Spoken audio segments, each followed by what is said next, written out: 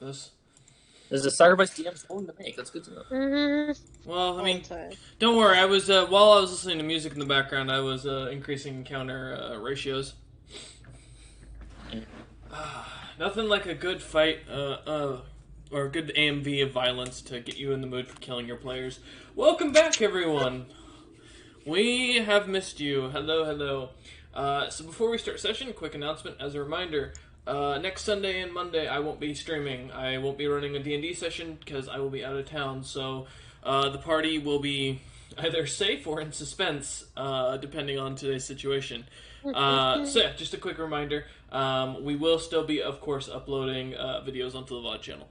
So, now that we've made our quick little announcements, let's get on with it. So, last time we left off, the party managed to decide to make an escape from the dungeon underneath the Drow Palace.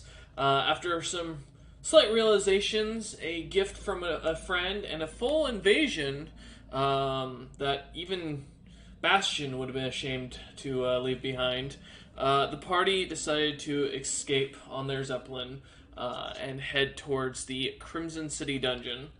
After some short work inside the city of Adara, the party continued on their way south towards the dungeon at decent speeds, having managed to achieve a few things in the meantime. I believe it was about 3 hours is what I quoted at, taking you guys before you would get there. It is midday. At this point, most of you are unsure of what month. Knowing it's still the same year, the weather is starting to get cooler and cooler out. You finally come to the very giant hill that seems to stick out of a almost plain field of desert, if anything else. And as you are kind of looking around, here, let me see if I can pull up my old map for this. Give me a second to see if I can find the Isle of Man. There we go. Yes. So after heading south for about 3 hours, you finally came across the giant hill. As you notice coming towards the what looks to be an entrance of a simple cave that used to be filled with something, clearly as it was man-made. You also can see as you're landing the large dent of something around roughly maybe 20 to 30 feet long and maybe about 10 feet wide, as well as the imprints of what looks to be maybe hands and feet of some sort of humanoid imprinted into the ground itself. You lot finally come to a landing and can see that there are, you guesstimate, around 4 or 5 what looks to be small skeletons of some sort of fairy-like creatures lying on the ground. And you can see clearly into the cave. It looks like it darkens with slight purple flowers kind of growing out of the walls. What would you all like to do? You know, Bargis still has those creatures' wings. Mm-hmm. Never used anything. Sad days. I guess we should Head in. I mean, yeah. Because are we still in the airship, or have we landed already? You guys have landed at this point. All right. Yeah. Gotcha. Shall we head forth? I shall lead the expedition. Yes. We're going to be going in a marching order where Terra and Temendar take point, working together to lead, and Sigrun Lucius next, talking in the back. Prevent people from punching him. Okay. You say that, now somebody's going to come in from behind. I mean, if you get stabbed from behind, that's your own fault. Wow. He's not, yeah. Is he wrong? So one thing he had to guard. On the bright side, you won't be surprised that you're stabbed in the back. Yeah, I'll know what Cameron's doing. I don't have a knife! I don't believe you. You know, Hunter, I do appreciate the anti-call-out. Since I'm the only one with a knife, when you didn't call me out, I appreciate it. Mom, can I borrow a knife so I can prove him right? No. You don't want to do that. My knife. No, I don't have to worry about that. You deal enough piercing damage to yourself. No, Grumpy, this isn't the dragon. This is the Lich I was telling you about. Okay. Oh, great. So...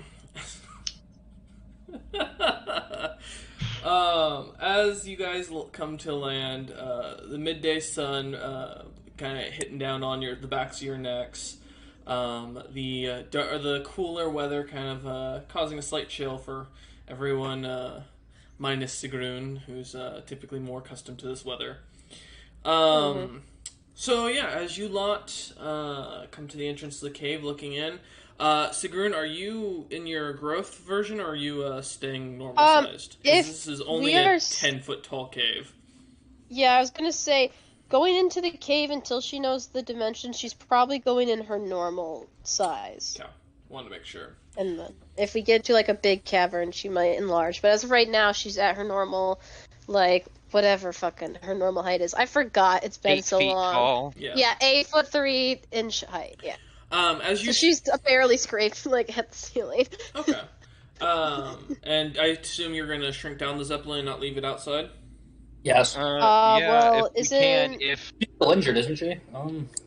Isn't she on there though? Yeah. Wouldn't that kill her? You don't know. I don't know what. I have a feeling it could should we shrink her along with it. We should probably go ask.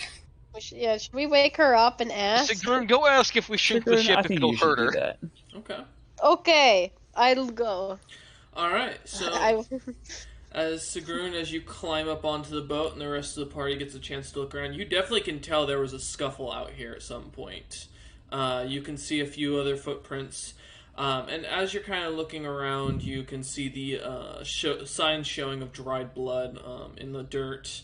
Definitely, like I said, something heavy, as there's a nice large imprint off to the side. Can I roughly sense a estimate great the size? sadness here. Was that Teledar? Can I roughly estimate how heavy the thing was? Well, by the size of the hole's only about 1.5 feet deep into the ground. But it's rather large. It's kind of hard to get a guesstimation, but you'd guess maybe the size, at least heavy enough to rival a Loxodon. Or two. Alright, and now Temedar's gonna go over and look at the skeletons. Okay. Go ahead and give me an investigation check real quick. Perfect. They're good for brewing. I want to be honest, I took the That's an raw 11. materials last time I was here. So 11. Bone meal. Okay. If they're good for nothing else, they may be good for bone meal. Ew. Please stop. This is not Minecraft. Yeah, last time I checked, you're not exactly a farmer. No, I'm a merchant. That's worse. He's not wrong on that, sadly. He's almost as bad as a lawyer. Right below him. Accurate. Let me see. So, yeah, what'd you get for your investigation check? 11. 11. Okay. Let me. So these 4 skeletons you find seem to be darklings Oh. by the shape of them. Does Temedar know what the fuck that is? It's a pretty common known monster of Feyfolk. They're like an evil fairy of sorts that tend to attack people. They're also usually led by like some sort of elder, but none of these skeletons look any different from the others. Hmm. Okay. Now, do I take them with me to sell? I will say what normally is known for them carrying daggers, all the daggers have gone missing. So. Oh fuck, not really worth it. All right. Flesh isn't there. Skulls aren't clean enough to mount on something either. Oh well. Fuck it. Well, seeing as the skulls are smaller than your pinky nail, yeah. They might make... Sigrun might like them. She can make embellishments for her jewelry. Earrings. Yes, because we all know the Sigrun who makes jewelry. Okay. Sigrun, as you climb onto the boat and start heading down towards the cabins, the door kind of changes slightly to show a simple oak door that seems to have more of a banging knob rather than one that you can twist and open. Okay, I will bang the knob then. I should have chosen better words. Yeah, you should have. I'm sitting here with silence. Maya, we don't have time. Wow, it's so depraved. I bet you guys still have the evil bong 777 stuck in your head. God, Oh, don't. God. You're an Cook. ass. No. Yeah, so as you bang on the door opens up, and you see as Freya's just kind of laying there, kind of out cold. I will walk over and kind of like hunch down to look at her and be like, Freda, hey, can you wake up? Hello? Snap the finger. See how responsive she is. Roll for performance. Oh god, performance. Okay, this is gonna be a fun one. I'm pretty sure my performance. Yeah, it's a -1. Make it interesting. 11. The favorite number of the night. All right, yeah. As you start to wake up, Freya, the snapping, the slight nudging, and such. Eventually, sorry. Her name's Freya again. It's always been Frida. Freya. Sigrun pronounces it as It was Frida. Frida. I will pull up the character sheet. Let me check. I thought it was Frida, and that I thought it Sigrun was saying Frida, and I Freya. pronounced it as Freya because of the Might goddess. have been. Yeah, we got on into Maya last week. Yeah. She's I right, it don't is know. Frida. It is Frida. Yeah. I have it right here. I did have their character sheet. Yeah. I need to like so fold. as you go to start nudging Frida and snapping your fingers, she seems to kind of open her eyes, look at you, and then close them back. Okay. Hello, if you are conscious, I want to know before I potentially brutally murder you if we could sink you. We shrink the ship with you in it. She's kind of doesn't even move her eye or open her eyes or seem to acknowledge you. Just suddenly a hand goes up and a thumb goes up. Okay, that's all I needed to know. Have a good nap. And she'll walk off the ship and shrink it. Alright. Do you remember how to shrink it? Let me find the words. I have it. Yes. Okay. As soft as a gull. And Claps her hands. The Zeppelin shrinks back down to the size of a small toy. And I put it in my satchel Okay. thing bag on the belt. Put Alright. it in. As you lot... Oh, yeah, yes, Lucius? What? I said yes, Lucius. And say I muted so I could clear my Oh. throat. Okay, making sure. Alright. As you lot begin walking into the dungeon with Terra and Timidar leading the way, you see, as you walk in, the tunnel goes very dark for a moment, but you can see light on the other side, definitely clearly as it opens up into a town. But as you get to the other end of the tunnel, it seems unremarkable, minus a few plants here and there growing. You do see on the wall kind of what looks like written in some sort of dark blackish brown material that says Adric was here. And... being the only thing that catches your attention. Alright. As the town opens up, though, you see this massive city that is basically covered over by this hill that seems to be floating as the dirt doesn't seem to collapse or even crumble around it. You lot can see, roughly as you look around, 30 to maybe 40 zombies and ghosts kind of marching around down the street, all in some sort of degraded armor at some point or another. They seem to kind of look your way for a moment and then continue as they turn a corner on their march around the streets. All right, nobody doing anything illegal. Alright, where are we heading? As you look around, you can see going straight down the main road from where you're at. Entering the city, you can see the stairway that goes further down, as it's this little outcropping of stone, just with a little bit of a lip, and then what looks to be a descending stairway. You also see some sort of tavern, what looks to have one time been a broken down shop with the glass and windows all busted out. You can also see a few houses here and there. Nothing else that's really that remarkable, though. Sigrun, do you want to go to the tavern? Sigrun will look at them and be like, I thought we were just to the dungeon. Are we going to? have fun and drink. The plan was for the dungeon, but Plan is for the dungeon. well, yeah, but This is the first I think floor. Cigarette means next floor because that's where we're actually doing things. Potato. Like, if we are going to take a break to drink, I'll fucking drink. But if we're focusing on the mission, Hawkins, I think we should stay off the alcohol. Nonsense, it'll make us stronger. Just kidding. Let's go on down. My friend, I don't know. You're a very delicate type. I don't think you should be messing with that stuff. She gives you like a pat on the shoulder.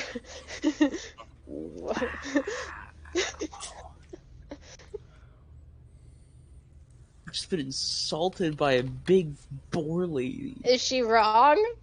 Is she? Just is definitely gonna like put a fist bump down where like Hawken doesn't notice it quite as much. Fist bump. That's going into the book of grudges. I'm gonna start walking towards the Alright. Temeter's walking with. Let's move. Terra. Fine. We'll move on. Alright, we'll move. I won't We forget. stay marching. Hawken will not forget this. Hawken will remember this. Well, Hey man, Hawkins you can't hold a survived. grudge against me. I saved your ass. That's true. Not once, You and me but are twice. you and me are good, bud. Alright, yeah, as you, Tara, as you start heading down the main street, followed by the rest of the party as they seem to be discussing lively the delicacy of Hawken. There is not.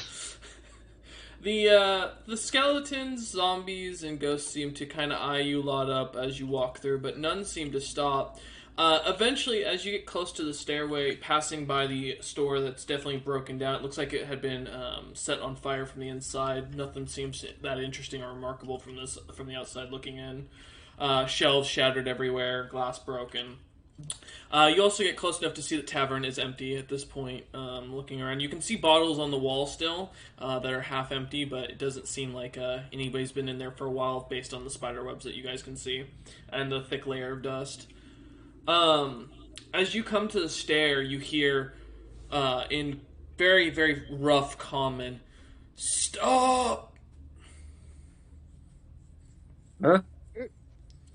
Parlez-vous français? As you lot look around, you see a what looks to be a very well-dressed, almost zombie-like human. They seem to have half their skin seems to have rotted away, with their bones kind of taking point, and one of their eye sockets having almost like a glowing light that seems to emanate from it. That just a slight bit. Lucius, your scimitar of warning is not glowing at this point. You do see, though, that this person seems to be wearing what looks to be robes of very similar to like what a monk or a magic caster would be accustomed to wearing, very long and drapey, coming in this like, kind of strange bluish color and holding a very gnarled staff made of what looks to be some sort of twisted iron. The man seems to be staring at all of you. Something we can help you with? Water. Temeter Yeah. will offer him his water skin. You watch as he tips the thing up and drinks the whole thing and goes, "Fuck! You think being dead for 100 years, you'd be able to find it, you wouldn't need to drink anymore." Gives you such a crick in the neck, don't it? And he says, "Yeah, I know. Noblemen, we never get treated right. Ain't that right?" Damn straight.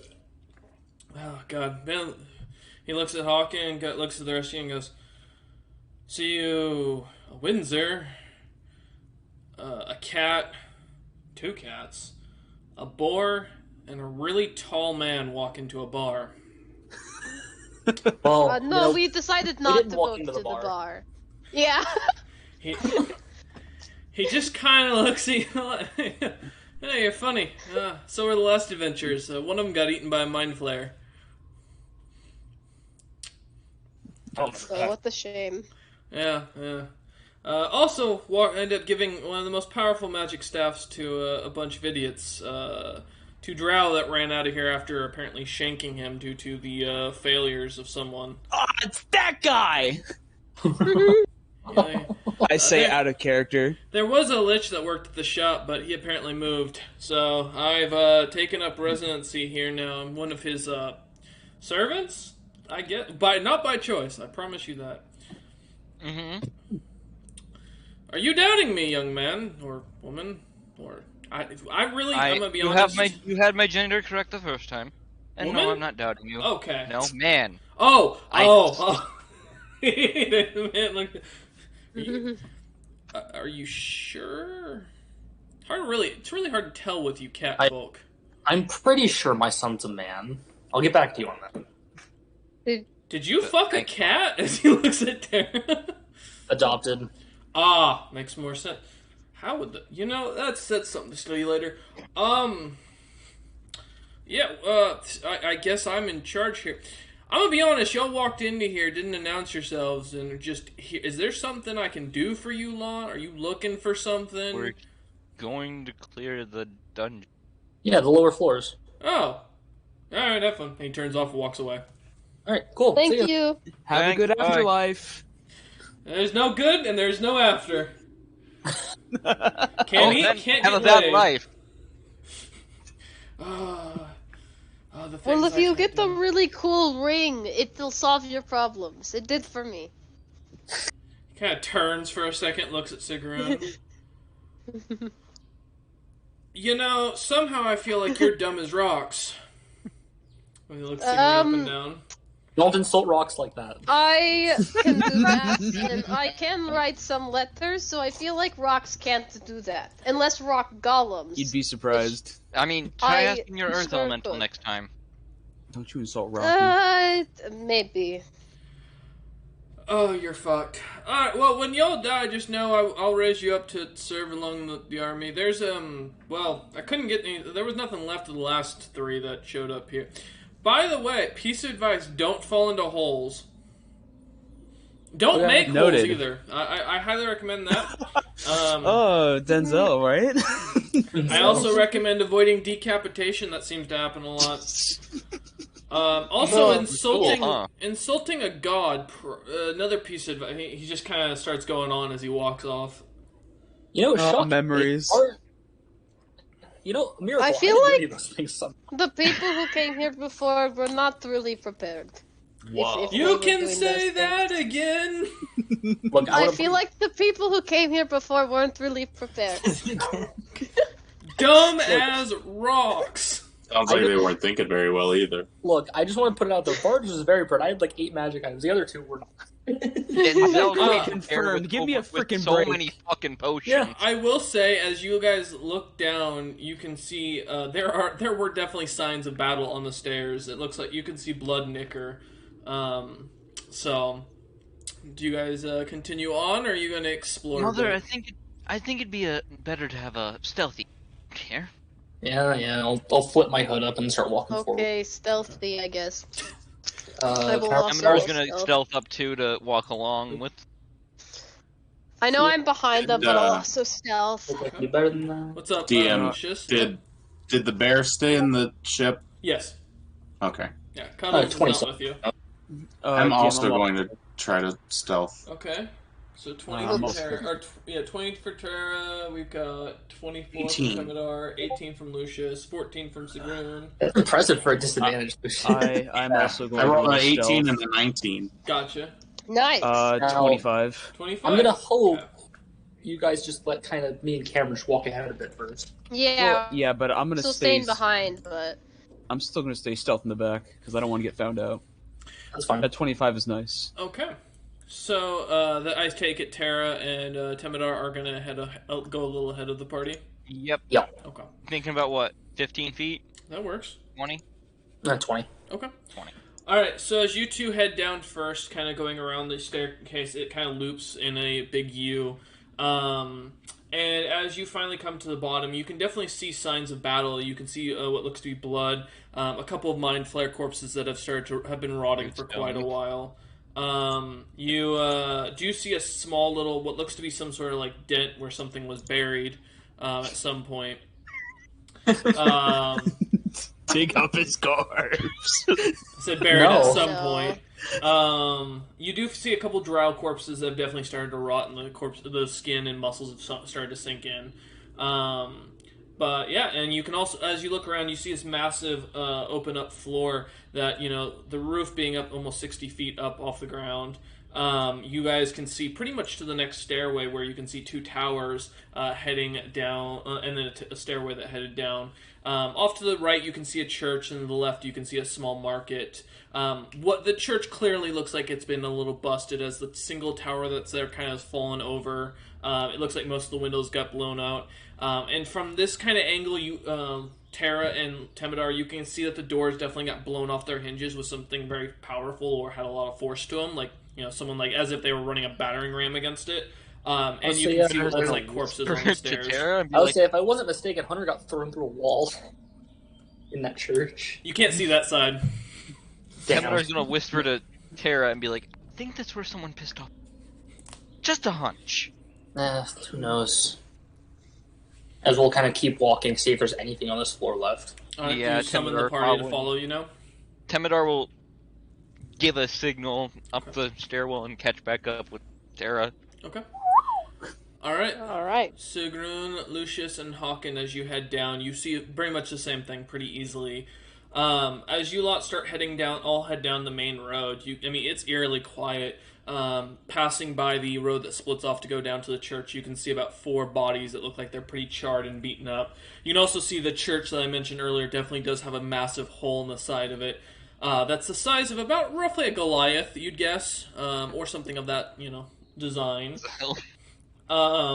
You can also see on the left side a rather distraught-looking market. Looks like a couple of the little market stands have fallen over and broken down. And again, you find more of those Fae from before, the Darklings. You also notice that one of the skeletons actually has a slight beard on it still, definitely signaling it to be a Darkling Elder. Again, all of them no wings and no weapons on them. Hey, Sigrun, you might be able to use that for jewelry. For what? Points at the tiny skulls. I suppose so, but feel like that's a weird thing to focus on during the mission, though. Yeah, I'd rather clear the dungeon first, then we can collect skulls. Yes, there'll be better jewelry skulls when we kill things. Griff's axe. Alright. We were told there were fire giants down here. Yeah. Yeah. Think of the jewelry you can make of that. Okay. Their toes also go for a lot.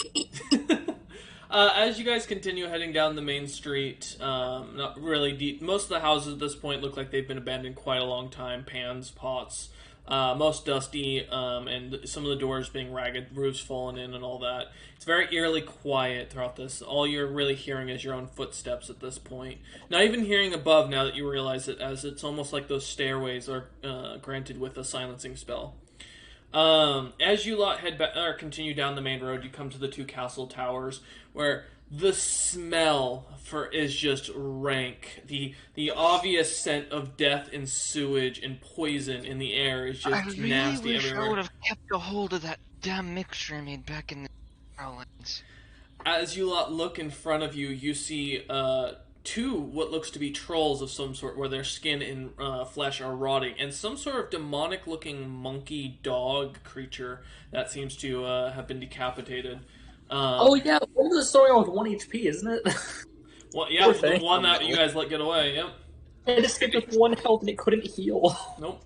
It can no longer get any stronger. Yeah, so as you lot look around, you see these trolls rotting. The doors seem to be open, and from the stairway, you also get this nasty, acidic smell of like old vomit hitting you.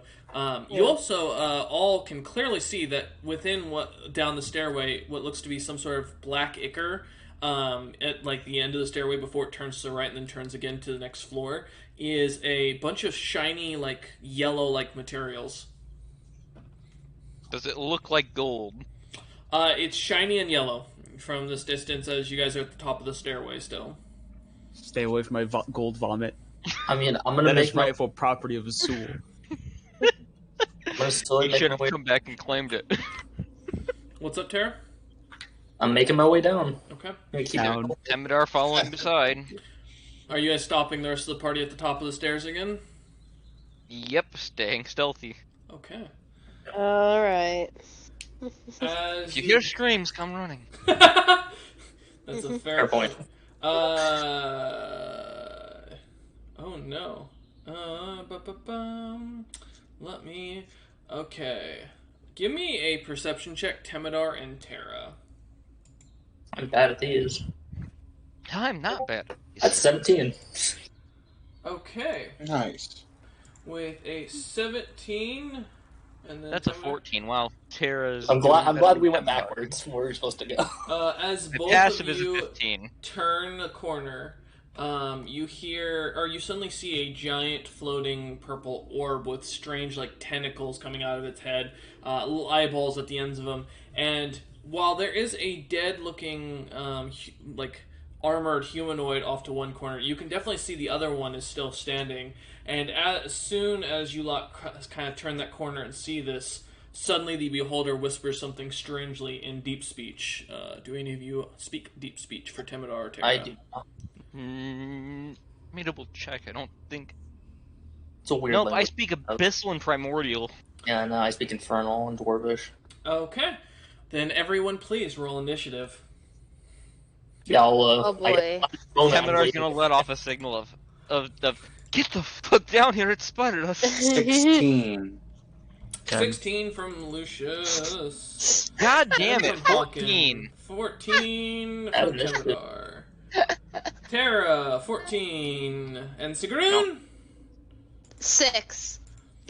Oh, no. This dungeon is gonna try and kill any party that comes in it, god damn. This beholder's about to make your days laugh. really bad, boys. I'm I'm okay. staying Yeah. around the... Look, DM, I want to point out, I peeked around the corner, I'm staying around the corner. I don't care if that's true. perfectly fine. It can see you.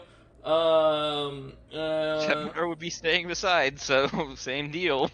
Since it's going to get a surprise because you guys weren't expecting it to be able to see you, it's going to get an eye ray off before the end of its initiative. That's 5. So it's 1. Yes? Watch when he gets paralyzed. No, never mind. My alert can't be surprised while conscious. But unfortunately, you are at the top of the staircase. So you can't see the creatures down below, and they meant you no harm initially. So, Are they still within 30 feet of me?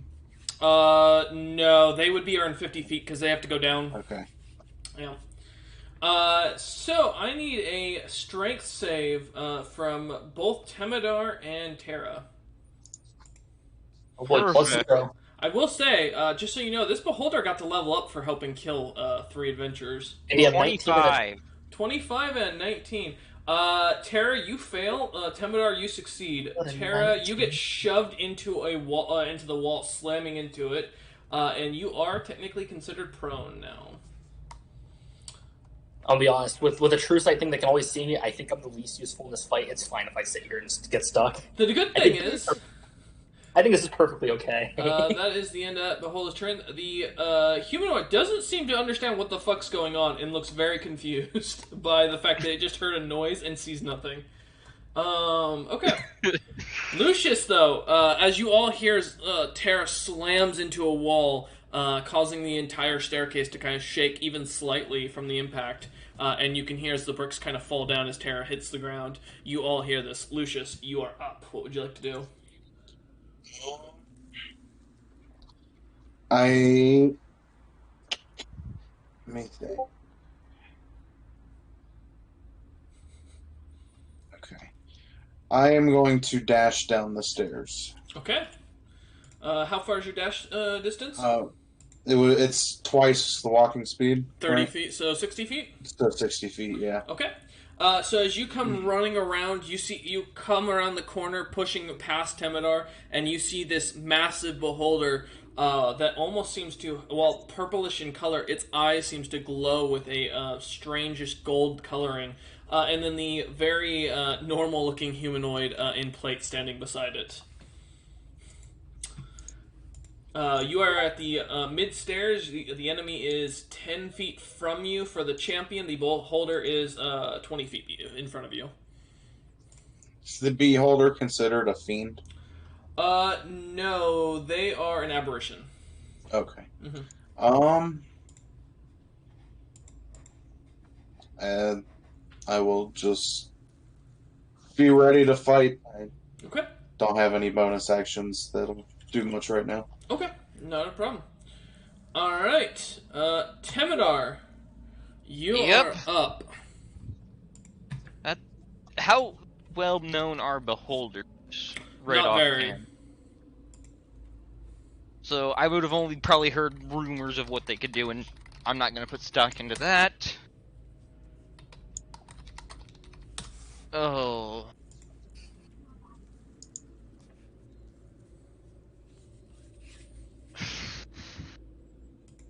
I could easily get to the Beholder Zone's part. You could.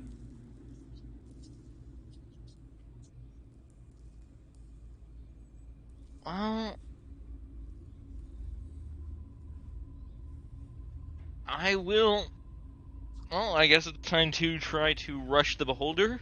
Mm-hmm. And I'm going to punch him. Okay. As you are rushing up, you will be within an opportunity attack of the champion. Get 2 attacks. Action. I'll waste an attack on the to try and smack the champion. Okay. As I run past. Well, no, he'll get an opportunity attack on you for running Well, this past. will prevent that because I'm mobile. Does a 19 hit? Yes, it Yeah, does. And this will be a Draconic Strike, and the flavor of the day is fire. Okay. 6 fire. Alright, so that's 3 fire damage. As his armor seems to kind of glow slightly red, he seems to absorb it pretty comfortably off from the spell. But as you run by, you avoid his attack. Fair. Coming up in front of the Beholder, you are now within its anti-magic cone. It's a good thing I don't actually have any magic. True that. What would you like And to do? I'm going to punch this one in the face. Okay. This will just be a regular straight-up punch. Does a Punch him 19 in the eye. hit again? A 19 does not hit. Bonus action. Why? Bonus action, I'm going to spend a key point and use Flurry of Strikes, do 2 unarmed attacks, more unarmed attacks. Okay. 18 won't Does hit, not hit. and Does 14 not hit. won't hit. As you keep punching, the Beholder seems to slowly back up away from you, just slightly staying within your range, but avoiding every single punch. Okay. How far was that from me again? 10 feet down? 20 feet away? You went in total 15 feet down, or 20 feet. Yeah, 15 feet down. Good, I'm going back around the wall. The champion will get another chance at an opportunity attack. Nope, mobile prevents me from getting any opportunity attacks this turn. Okay, so you're gonna use your last your movement. Yeah, I'll run back. I have 35 feet of movement after moving 20 feet. Okay, so running back up around the corner. All right. And press myself to the I will say wall. the Beholder also does get an opportunity attack on you. I got an attack. I attempted to attack it. Mobile prevents opportunity attacks. Is it only on a hit I'm hit? gonna Nope. check that. No, Check it. on an attempted hit, as long as he swings. As long as I've swung at them. There's no way that is. Let me see. Whenever you make a melee attack against a creature, you don't provoke opportunity attacks from that creature for the rest of the turn, whether you hit or not. Mobile's a great feat. Creature for the rest of this turn. Okay, all right, fair. I'm using my feet to the best of my ability Yeah, to no not worries. take too much damage. As you run back around, okay. All right, you get back around the corner and without of reach with full cover. So, okay. Anything else, Temidar? Free action to yell at Sigrun to get her ass down here. Sure. Get your ass down here, Sigrun! All right. Working on it. Tara, you are up. As you stand still on the steps. Yeah, well, I mean, this is like all Yeah. happening within 6 seconds. That- man, yeah, let me that's tell true. you. Slow reaction speed this time. No, don't. Yep. I've got this. As I stand up, I don't want to be laying. So that is your movement. That's your full movement. That's fine. That's fine. I'm gonna yell Sigrun, don't resist, and I'm gonna teleport Sigrun over to the enemy. Oh, Oh God. What's Okay. the save, just out of curiosity? If Sigrun chooses to save, for whatever reason, it's con. Okay, I was just generally curious. Yeah, If Terra does say don't resist, and then Sigrun feels something happening, she won't resist it. If, however, Sigrun wouldn't be able to hear that for some reason, then she'd resist. But if Terra's warning, I'm yeah, only sure. 50 feet away. You can definitely. Yeah. Let it happen. Why not? She's put faith into Terra thus far. Yeah, I'm just gonna drop Sigrun next to the beholder. Okay. Yeah. Only I Sigrun, was enlarged, she could have used me to crush him. yeah, you teleport right next to it, so you are now within striking distance, or 5 feet of both the beholder and the champion. Are they the only two in the room? Well, Or besides are the there dead others? champion on the ground. That's Which I clearly don't a remember. thing. Yeah. Which I want to point out, Yeah. Friday did not. No, the one that you guys killed, man, was the one that got pushed into the portal. Yeah. That is correct. But you Can't wouldn't wait know to that. take Well, my before he move got pushed in after the portal, we dropped him in there. Yep. Alright, Terra, so that's your movement and your action. Anything else? I don't think I have a spell worth using. It's bonus for a cantrip. Nope. Nope, I'm Okay. good. Alright. Hawken, you are up. All right. I want to head down to that corner. Okay. Actually, wait. How far is it to actually make it there from walking down the stairs? So in total with stairs, it's gonna be 60 feet Certainly, to. yeah, 60 feet. Yeah, it's 60 feet to get down halfway the final staircase. I'm just looking at my map. All right. So then I'll have to dash then. Mhm. So I want to position myself to the point where I won't be in the line of fire of the beholder. You'll be if you're at the top. If you're at the stair going 60 feet down, you will be at the midway of the final stairs, and you will be clearly visible to both the beholder and champion. But you'll be 10 feet from the champion and a total of 20 feet from the beholder now. Oh, so If I you were only where I'm move, at. Yes. if I only move the 30 feet, or if I No, dash. if you went the 60 feet. To just get around the corner and to be at the top of that staircase looking down at them, you have to at least move 40. Gotcha. Mhm. So if I just move that 40 and be around that corner, would I be all right? Yeah, you'd be able to. If you just want, if you're looking to stay in full cover until you're ready to attack, you can at 40 feet comfortably do that. And would they be in full cover at that position? Like you if I would be in peeked full around? cover. If you decided to start peeking around, it'd take about your 5-10 feet of movement to move forward, and then you'd be taking shots. Gotcha. Because I want to. As you know, I'm a little squishy, so if I could just peek out, fire, then head back in. I mean, I got the range, I can do it. But Okay. yeah, I'll do that. All right. I'll do the dash to that point. So are you doing the 40 feet? Okay. So yeah. As you run up, you are still at that point where you can see or you can peek around, but it will take a 5-foot movement. So you to take a shot at them basically each time. But you're in full cover, so they can't see you, or at least they can't hit you from that from where they are. Sounds good. All right, we're good. Turns over. Sigrun, Yeah, you've been it's my turn? teleported. You are now standing in front of a very angry-looking beholder that, as you look closer at it, its skin is not fleshy. It's almost metallic-looking. And its eye still Oh. seems to glow, strangely, with that golden color. Am I Blind in it. the anti-magic zone, or was I Yes, teleported you are in the outside? anti-magic zone. Okay, so my weapons that get like a boost, I would just subtract the boost and then I can still use them, right? So... Give me a minute. Like, I know the axe has like a Yes. +3 to Magic attack and items do damage. become mundane within the anti-magic field. That is correct. And so my ring would also thus not be usable. Yep. So there's no point even. Nope. Blind it!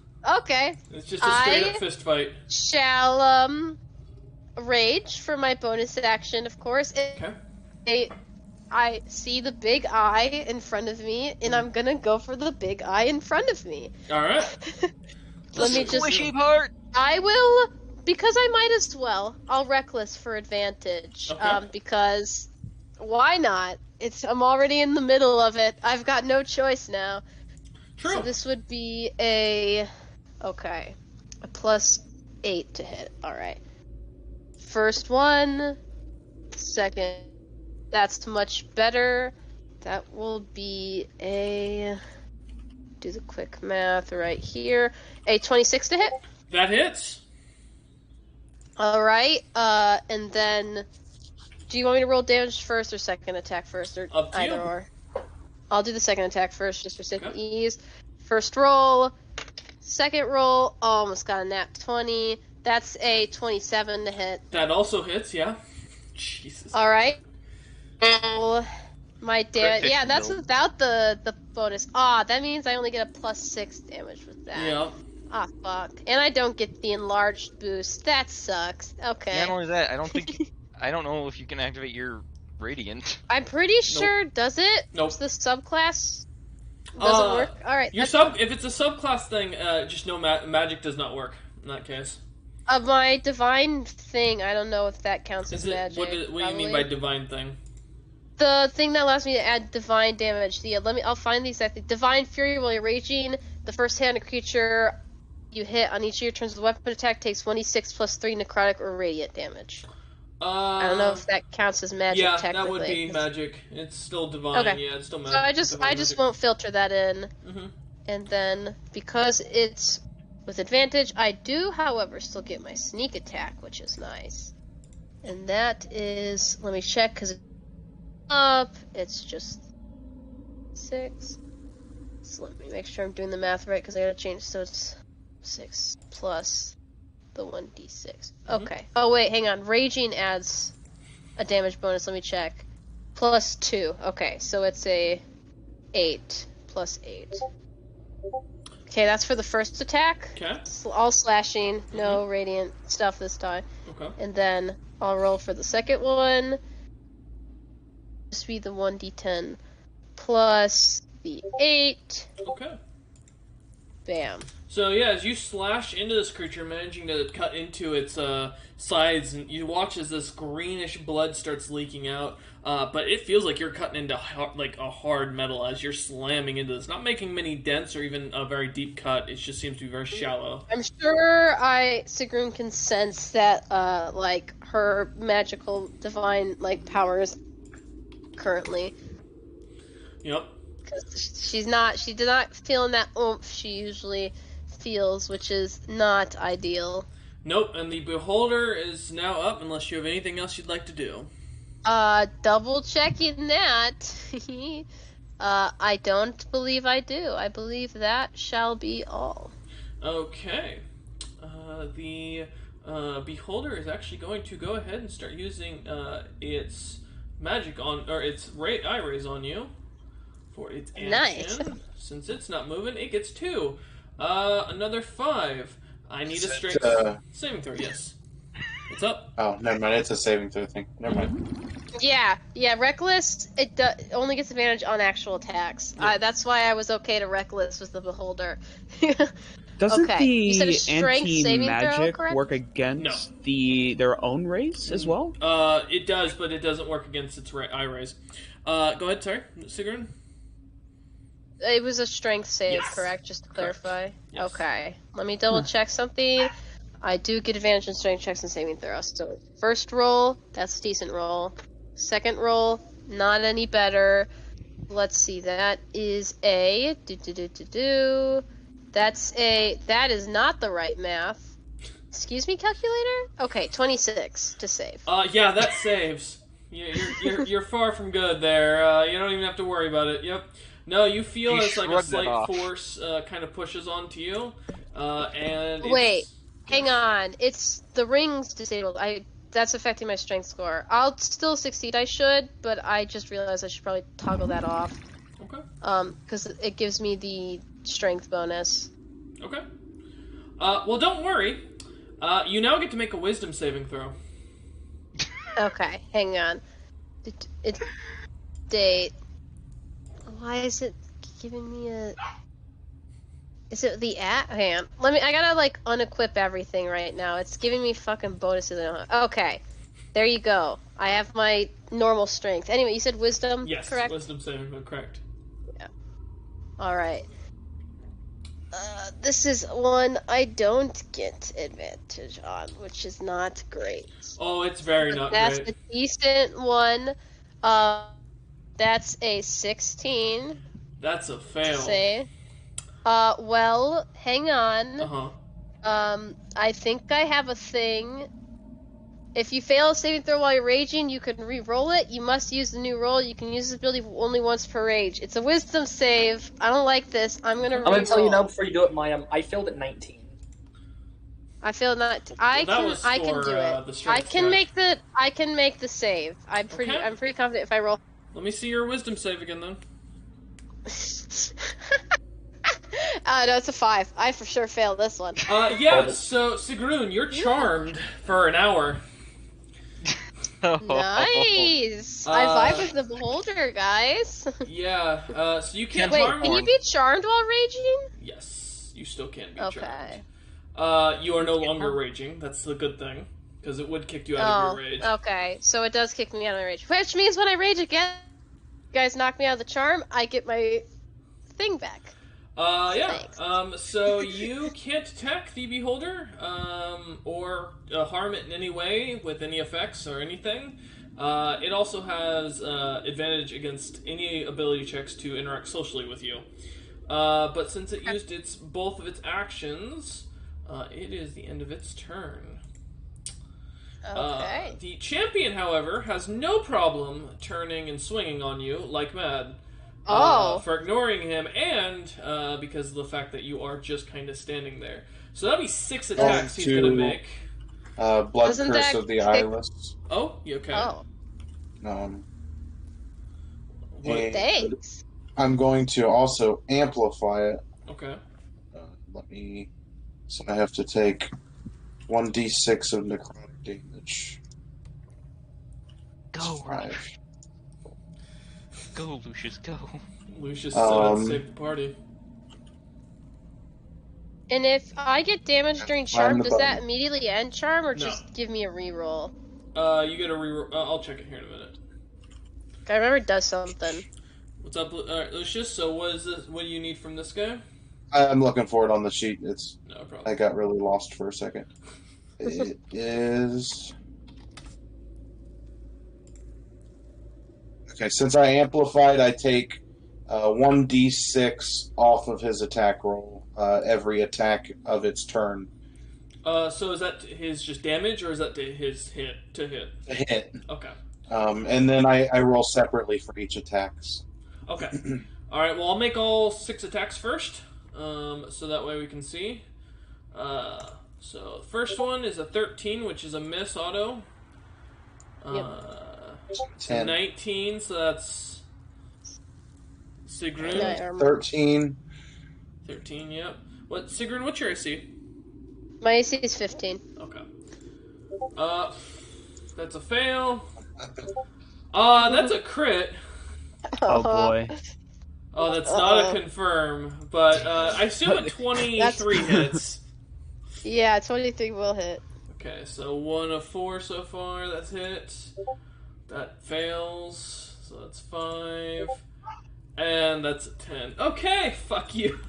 God damn it. My roll. So it gets 1 hit, alright, and it's double the damage dice. So Could you imagine getting crit confirmed with the same fucking staircase and the same encounter? So I did most of it itself, but you're welcome. I tried to be helpful. that is 23 points of damage from the slashing of the champion. Okay, and then I'm not raging, Nope. so that doesn't get halved. Also, Lucius, did you say I have to do it, or you were going to roll for something to see what it affects for that, or is it just the to attack? It's just the attack roll. Okay. Alright, so then we'll also take the double slashing damage, so that's 7 plus another 8, which is a total of 15. And then, what does the damaging do for the charm again? I wasn't sure if you had checked. Yes, you do get to make another wisdom save. Alright. If this guy just keeps well, I'll come to my senses. And also, it keeps me from hurting the beholder. It does not keep me No. from beating the shit out of this guy, doesn't. I will say. No, the beholder then becomes everybody else's problem. Oh, 19 plus 1, 20? That is a fail for the save. It does go up Oh. with time. You're gonna find I don't out think I'll something be able to interesting. make the save anymore, because the only thing I can get now is a 21. Yep. You better hope to get it on your end of your next turn, or it's gonna get worse. Alright. Well, that is the end of the champion, and the beholder is going to use one of its legendary actions to use one of its eye rays. So, oops, I clicked the wrong thing. Ignore that. Great trait. Yep. Wait, why did it just roll that? I said roll random. Why did it? The That's champion's interesting. laughing out. Okay. The champion punches the beholder with his great sword. Magical eye rays that reroll duplicates. Choose one of the 3 targets. Okay, so. I'm trying to remember, what was it? Was it D6 earlier that I was rolling, I believe? Let me look. I believe that's what Yes. you roll for a beholder. Let me check. It doesn't have the beholders. Okay, it's a D10. Okay. I was like, I don't remember what the roll was. Okay, here we go. That's a 2. And it's using its ray on the next person available to see, which is Lucius. Lucius, I need a con save from you. That's a 10. That was not good. No, you failed. You are paralyzed for 1 minute. You can Nice. repeat this at the end of each of your turns, and the DC will continue to go up by 1 each round. Okay. Good news, Lucius! Being paralyzed, you're up, man. So you can make a con save for me, since you can't do anything else while you're paralyzed. That's a 7. That's also a fail, so now the DC is 17 for this. Okay. Temidar, you're up, as one of your allies is now charmed, Yeah, and one is paralyzed.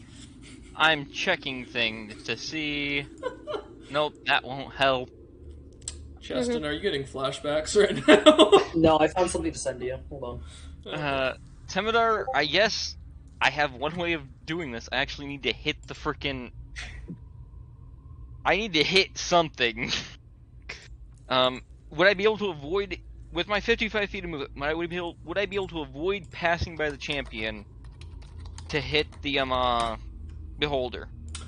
I mean, if you can't run around him. You're gonna take an opportunity attack from him, no matter what. If you're trying to get by him, but you could get to the side and you wouldn't get flanking on the beholder because Sigrun is not technically considered a enemy. She's neutral currently, basically. And she's an ally, so if anything, if the beholder decided to attack you afterwards, Sigrun would be counted as helping with the flanking damage, giving it advantage. I will just try and punch the goddamn champion as I run by. Okay. Would I have advantage would I get flanking advantage since I'm punching Nope. and running fast? Okay. Nope. 13, it misses, but that's fine. Yep, it does, but at least he can't hit you now. And I'm gonna run up to the beholder, and it's time for another punch! Okay. Flurry of blows again, because 13 does not hit it. No, it doesn't. Its AC is only 20, guys. It's really not. There we go! It's easy to hit when it's me, I guess. There you go. That's a hit. There I you go. needed to make a con save. Oh, 12. That's unfortunate for it. That's a 16. Oh, yeah, it's charmed to That concentration passes, for it? No. so... This is a Damn. red. But it takes 11 damage. Okay. If only. And then for the next... Oh wait, no, I already rolled that. Never mind. Ignore that. So I rolled the first one. You're good. And then running back through. Oh, you're running back right. Okay. Yep, nothing can hit me. I'm going back to hiding. This'll turn into pop out punch as many times as I can and run back. I hate The you. mobile feat really is a pain in the ass. No, I've got something for it. I'm just waiting for a situation for it. Temidar's gonna look at everybody and be like, "Kill the fucking big eye. Leave the other thing to Sigrun." As you say that, the beholder's going to use its secondary legendary action. at the end of your turn. And the reason, if this works out, it's going to use its IRA again. God damn it. Every fucking time. Champion keeps getting more hit. Okay, well, Terra, you're the only thing it can see at this point that it can hit with this, so I need a wisdom saving throw. No, I was sitting around a corner. Another charm. She was sitting in full cover last I knew. Yeah, I was around a corner. That's but true. okay. Alright, then that's fair. Lucius, congratulations. You won't have to worry about the paralysis here in a minute. Go ahead and give me a wisdom save. I'm just gonna bully him instead, no worries. 13. You are now not only tanks. paralyzed Uh-oh. for a minute, you are also charmed for the next hour. Uh-oh. Both the tanks, guys. Alright. I'm getting The really shit evasion rolls tank has this. on the fucking eyes it could use. There's a really good eye that I want, but, you know, whatever. That can fuck over Temidar. Terra, you're up. Well, this thing only has one legendary action left, so... Let me check something. Where it is? No, that's not what I'm looking for. Okay. I mean, I guess I'll take a shot at the big guy. So you're gonna use your movement to get around the corner and take some shots at the champion or the beholder? The beholder, I can just do it from up here. I have a short bow. If you are hiding behind the column that is the wall, you are still gonna have to move forward to shoot at it because you'd be moving forward into the ability to see down the stairway. So you'd be taking about 5 feet of movement. That's fine. Yeah, I'll use the rogue's dash to do it. Yeah, sure. Okay, that's fine. All right, go ahead and take your shots. Can I get somewhat decent rolls? The first one's a no. And that's a nat 20. All right, roll to Please confirm on it. Is this going to be Please confirm on it. Terra's Legolas situation? I wish, but probably not. Yes, it is. That's another nat 20. Oh Yes. my god, thank you! Yes, sir. We're going to take a quick commercial break while the DM grabs some water.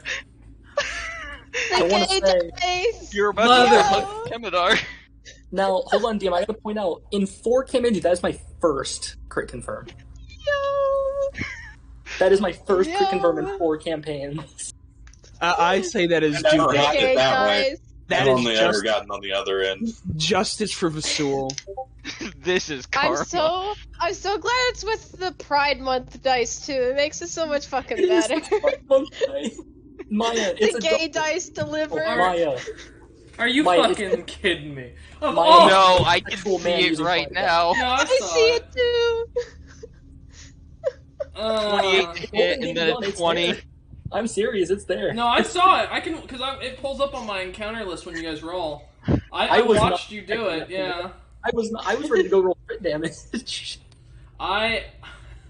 Wow. All right. Well, there goes my expected hour-long fight tonight. Vengeance. All right. How would you like I to? don't think dead. that fight would have lasted an hour. How- That seemed like it was going quick. How would you like to do this, Tara? The eye that was using the charm, Mm-hmm. I want the arrow to go through it and then hit the big guy right after. All right. As you wait, as the array starts shooting out, hitting Lucius, you can feel the annoyance bubbling up in you. Not at the beholder, just at the general situation. As Tara peeks around the corner, pulling back on the short bow, the arrow goes flying right as the charm finishes up, and the eye stalk kind of starts to move up, slamming and pinning it into the center eye and killing the unique beholder in a single shot as the eye completely pops. That's for slamming me into a wall. MVP. Lucius and Sigrun, you are no longer paralyzed as Tara shouts And this. charmed. Tara, go ahead and make an intimidation check with advantage. What makes you better? I only have a +1. This probably isn't gonna work. If it Scared of does. the beholder. That's a 19. Can we do better? That's another 19. Give me a minute. That's 2 18. Now, plus my champion. so does the champion also have true sight? Hey, is the No. Hunter, no, he No? didn't see me. Only the beholder did. What's up, Lucius? is the champion in like attack range of the beholder? Yes. It was. I'm going to blood curse of the fallen puppet on that motherfucker. I would say, instead of threatening, Oh, can no. I say you work for me now to the champion? Yeah, but first, Lucius, go ahead. What do you... It would be one weapon attack. I don't know what the attacks it has, but it has a bite attack in its eye, right? So it'd only be able to use its bite. okay, I'm just gonna bite at it then. Okay. Shoots a Bite. death That ray out of is his a eyeball. Is that the 9 to bite? hit. It's a And nine. that fails to hit the Impressive. champion's AC. That Only just a plus feels five. shake up the champion even more. Yeah, Just one- as you shout there, the man looks up and kind of takes his helmet off, and you see this. He's a Anathes. He is dark, this dark-skinned gentleman, very thick black, short crop beard, and he grabs his great sword from his from the floor and picks it up and slams the point into the ground. He kneels in front of Terra and nods. Oh damn. Awesome. Terra, let me add that to your character sheet. Yeah. We have another friend. We're collecting NPCs, man. You are. That's the only way to win. Maya, you got Rise your of the friend, Game. now I have mine. I need to get a We have friend now. friend. I also And have a Lillian friend. Lucius has a bear, yeah. And Lucius a bear. Yeah, we're all getting friends. Hunter, we need to find friends fast. We need to get you. Listen, Apparently, may not be a bear. I listen. still You know, haven't figured that out. I can work out getting a friend when I become tolerable to my own god. Okay. You know what? You know, I'll just pay someone. Yeah, Tara, you just got the character sheet added to yours. This thing has more HC and HP. Well, it has less AC, but more HP than you do by a long shot. No, I figured. I'm a low health rogue. Okay. Jeez, I will be honest. I Weren't expecting pretty that. no. Pretty strong. Tara has a new son now. Yeah, that's what I was about to say. I was about A to make better that comment. son. Oh man. Ouch. Ow. I didn't say that. Damn. The man kind of, the Nothies puts his helmet back on, puts, Cameron is in the chat, my feelings in Twitch, god damn it. He, like, sheaths his greatsword back on his back and, kind of looks at you and goes, my, orders, my lady? Well, first I'm curious. Why fight for a beholder? Have you seen that motherfucker? He looks over at it. Would you say no? I got trapped down here. I was a level 1 adventurer according to the guild at the city of Adara recently. You know how strong I am now because of that, dude? Yeah, Kemenor's fair. gonna go down and start checking out, seeing if there's any potion ingredients worth taking off this thing. Alright. We'll get to that in a sec. Don't worry, you'll be traveling with me. I tend to stay in the back of the group. It's the part I'm scouting. Mhm. We should be pretty fine. He nods. He will now move on your movement and will follow your orders exactly. Yeah, I want you guys to know I'm using him as a bodyguard. This is my new bodyguard. Okay. This is fine. What's You up, needed Lucius? one. Could I cut the paralyzed eye out? As you and Temenar go down, Temenar is looking for alchemical ingredients, as he mentioned. Yeah. I will say the eye stalks or the eyeballs themselves are not very well balanced for doing chemistry with. For making potion. Yeah, no. I know the big eye can be used as an ingredient. Can I roll history to see if I know that? Sure. I know there's a magic item But made you kind from of popped it too, so You did pop it. Lucius, and if you're just going for the stock itself, Could I make an Arcana check to see if I could use this eye to cast that paralyzed spell? now you're thinking.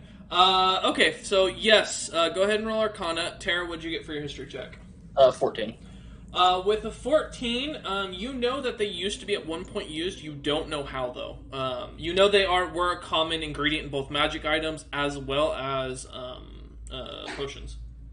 I would say we can take the eye stalks and figure it out later. It was a 17. With a 17, yes, you actually know this is can be turned into a full-on staff. there are quite a few staffs that use Beholder Eyes as their center of magic. Theoretically, it works as one of the best catalysts you can buy outside of the crystals themselves from Incremia, like the higher quality ones. So yeah, you could theoretically pocket this and invest in having it turned into either a magic item, like a staff, or you can have it imbued into a sword to cause a chance for paralysis. So I'm hearing that we should collect all of the eyes. Yeah. Well, the Temdar's also going to look charm at the one has a big old arrow in it now. Well, the ones without the arrow, I guess. I mean, it has a lot of eyes. And That's Temidar, true. you're going to roll for alchemical ingredients, so go ahead and give me your proficiency bonus, plus a d20. Okay, that'll just be a +3. Mm-hmm. That's a 21. Yeah, so while it's not uncommon to use a lot of the fleshy bits of like the flesh itself in magic items, beholders don't naturally have anything good for making potions on them. Besides the fact of you can grind up their bones to help with boosting mana potions, which is a thing you can find in the world. And then the main eye, which actually did have some alchemical properties. Yes, your stealth is still in effect. Your party can see you, though, because it's considered an ally. Well, thing. yeah. Yes. So yeah. Temidar will then look at the teeth. Maybe I could knock those on my hand to make them a little harder for hitting. Good, yeah. Grab them on the way out. Okay. So you guys are taking each of the eye stalks. Lucius is taking those. Yeah. Temidar will give assistance with grabbing them since he's already up there. Yeah, I'll also help. Okay. Give me a minute. Let me pull up the spreadsheet for myself for what I want you to roll. If you're trying to do it as cleanly as possible, I will require either a medicine or a sleight of hand check. Medicine will guarantee a lower DC. Sleight of hand. I heard sleight of hand. Just gives you a bonus. Yes. I mean, I have a +4 to medicine if people want to just have me do it. Cameron, I have a +16 to sleight of hand. Yeah, you should do this, Mom. Yeah. Hey, Mom, get over here. We need the stalks. That's a 36. Oh, damn. Fuck me. That's 3 20s in a row! Yeah, you managed to get each of them. So, you managed to Jesus. get the Death Ray Eye Stalk, the Disintegration, the Petrification, the Sleep Ray, as well as the Telekinetic, the Enervation, and the Slowing Ray. As well as the Fear and the Paralysis. The only ones you don't get is the Charm in the center.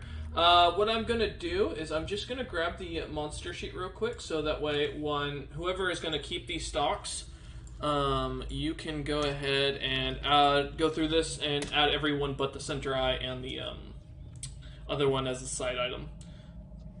The center eye and the charm eye. There you go. Also, you can add 4,000 XP to your Nice. Level up. Yes, level up! Yeah, I will say, to have the level up go into effect, you will have to take a long rest. Yeah, I got you. But yeah, as you guys Almost kind of look halfway around, through the dead champion off to the side, I will say, Temidar, given your role looking at this creature, you immediately identify that something is off. First off, the center eyes are never a goldish color, they're always purple. Secondly, you immediately notice that the skin seems to change color slightly, kind of switching between like a vibrant purple to a deep blue. And you can definitely see inside the cuts that there's something strange, like flashing, slightly glowing inside the We creature. could take a break here. I may want to break this down. I will also say, as you look around the room, you see two massive towers, similar to the ones that you saw above at the beginning of the stairway, as well as two doors that are currently chained shut, from what you can tell. Very simple chains, but seem to be chained shut. So yeah, you guys viably could take a long rest here. If that's fine with everybody, this thing is definitely not how nature intended. Yeah, it's fine by me. I used a decent amount of stuff, so. I just could used use one some rage, kind of but rest. I'm fine to long rest and heal. Also, fully, I know the brain is also useful. I know it's probably really heavy.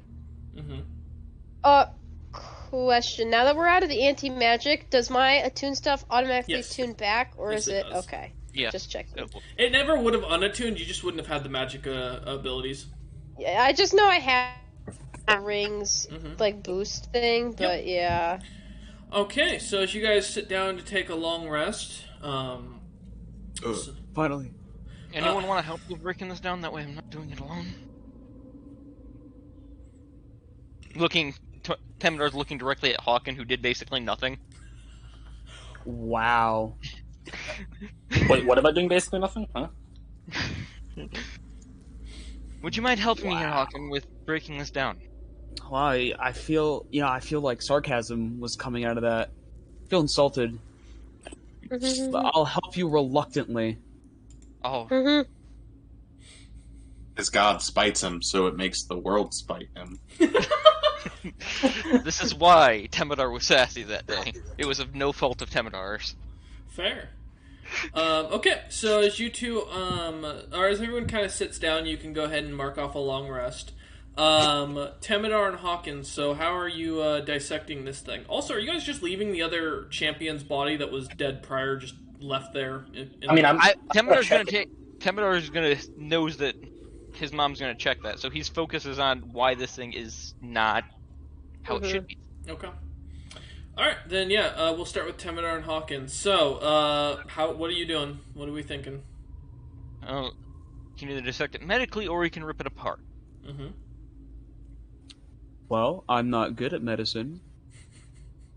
I'm not great I am at good either. at ripping. Sigrun, you take a nice little rest. You got smacked around with a great I would sword. say I'm good at precision cuts, but not Like, my man, I'm good. I've dissected my fair share Would I of be able to animals, sleight of but hand never use this. sleight of hand to dissect this without knowing its anatomy? You would. You just might have a chance of ruining organs and other such things inside the body. Well, You- I'm do not you trying think to you can roll claim super well organs again? or anything. Question. I'm trying to figure out if it's a mutated thing or something. So You it'd be can better to definitely roll tell it's a mutated creature, but if you're trying to dissect it properly, it would be medicine. I'm guessing I'd have an advantage with the help. If Hawkins decides to offer the help action. Maybe just this once.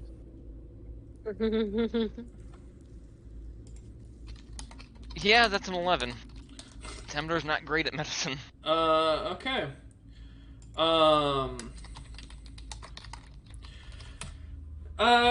With an 11, that's with the help action?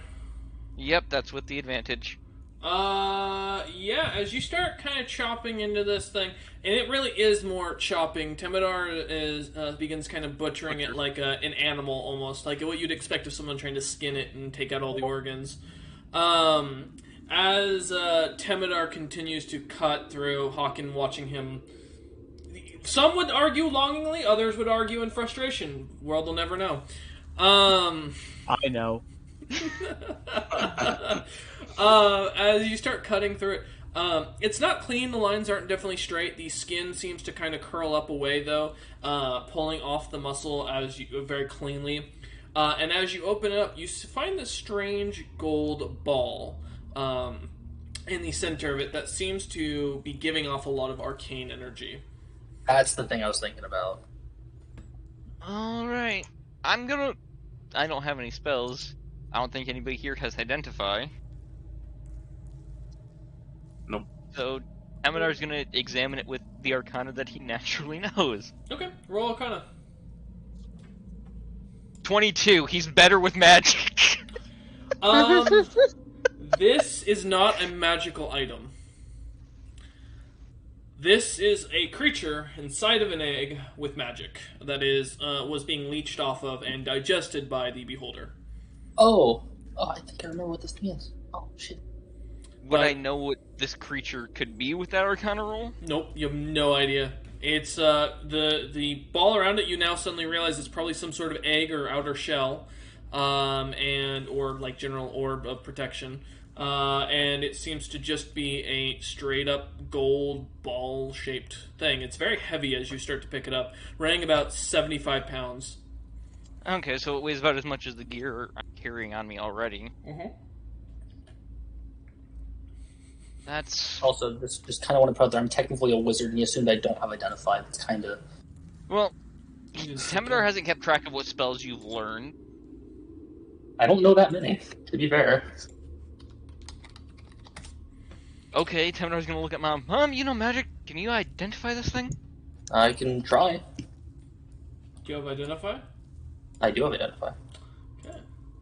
It's an egg of some sort, so I know that much.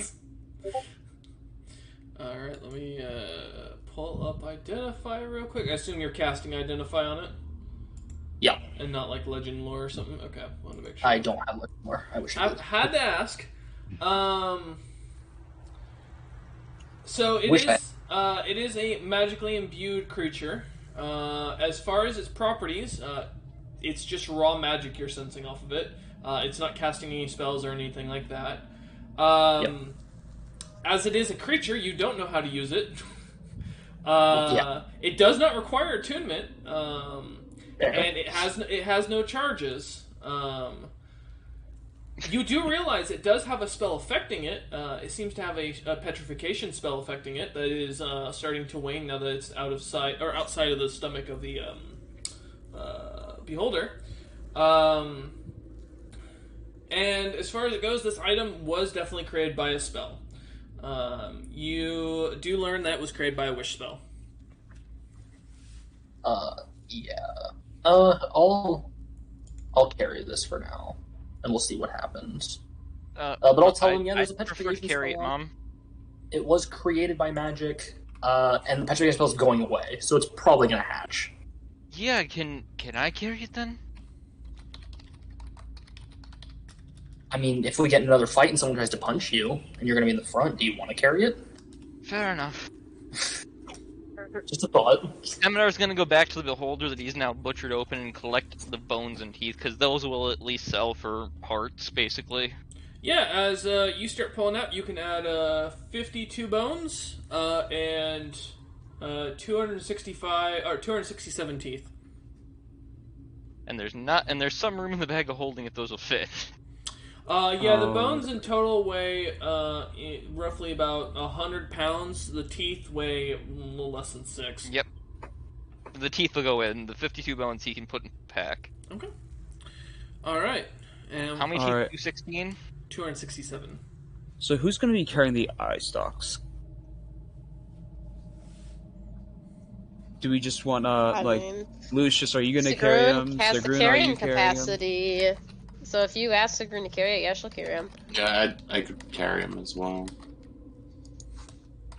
Because I mean, I don't think they weigh that much, really, to I am far from hinder anyone. encumbered, my friend. I am far from it. That's very true. So who feels like trying their luck? I mean, yeah, you could just put in. You have a Try bag our of holding, I luck. assume, right? I don't have a bag of holding. I have a bag. Just a bag. Like We that can just holds. strap him to her. We'll be Just fine. Sure, we can let Sigrun carry the danger sticks. Okay. I offer The danger I can offer- sticks. Sigrun, when we get out of here, you want some of these bones to add on to your stuff? I mean, I would take a trophy, but I don't think I technically killed it. But I mean, if you're offering, sure. I don't As the one think- that killed it, my only request is that I get to keep the sleep ray with being able to make They them back. won't. These things you guys are handing me, they won't make my magic stop again, right? Because No, that was before... the big eye, I think. Okay. I popped Okay. the one that Good, because that really fucked me up, and I'd rather not. And Okay. All right. she takes the eye stalks, and I guess, I don't know, straps them on her back or something. Yeah, I assume them in you the put bag. them in your bag. Yeah. As it goes. Tam, Okay.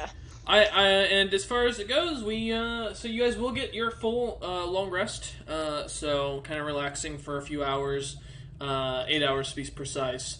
It's definitely nighttime outside, but down here it's almost always seems to be day. matter. Yeah. And the chain is easily looks to be crackable. It's just a simple iron chain with a very simple padlock on it.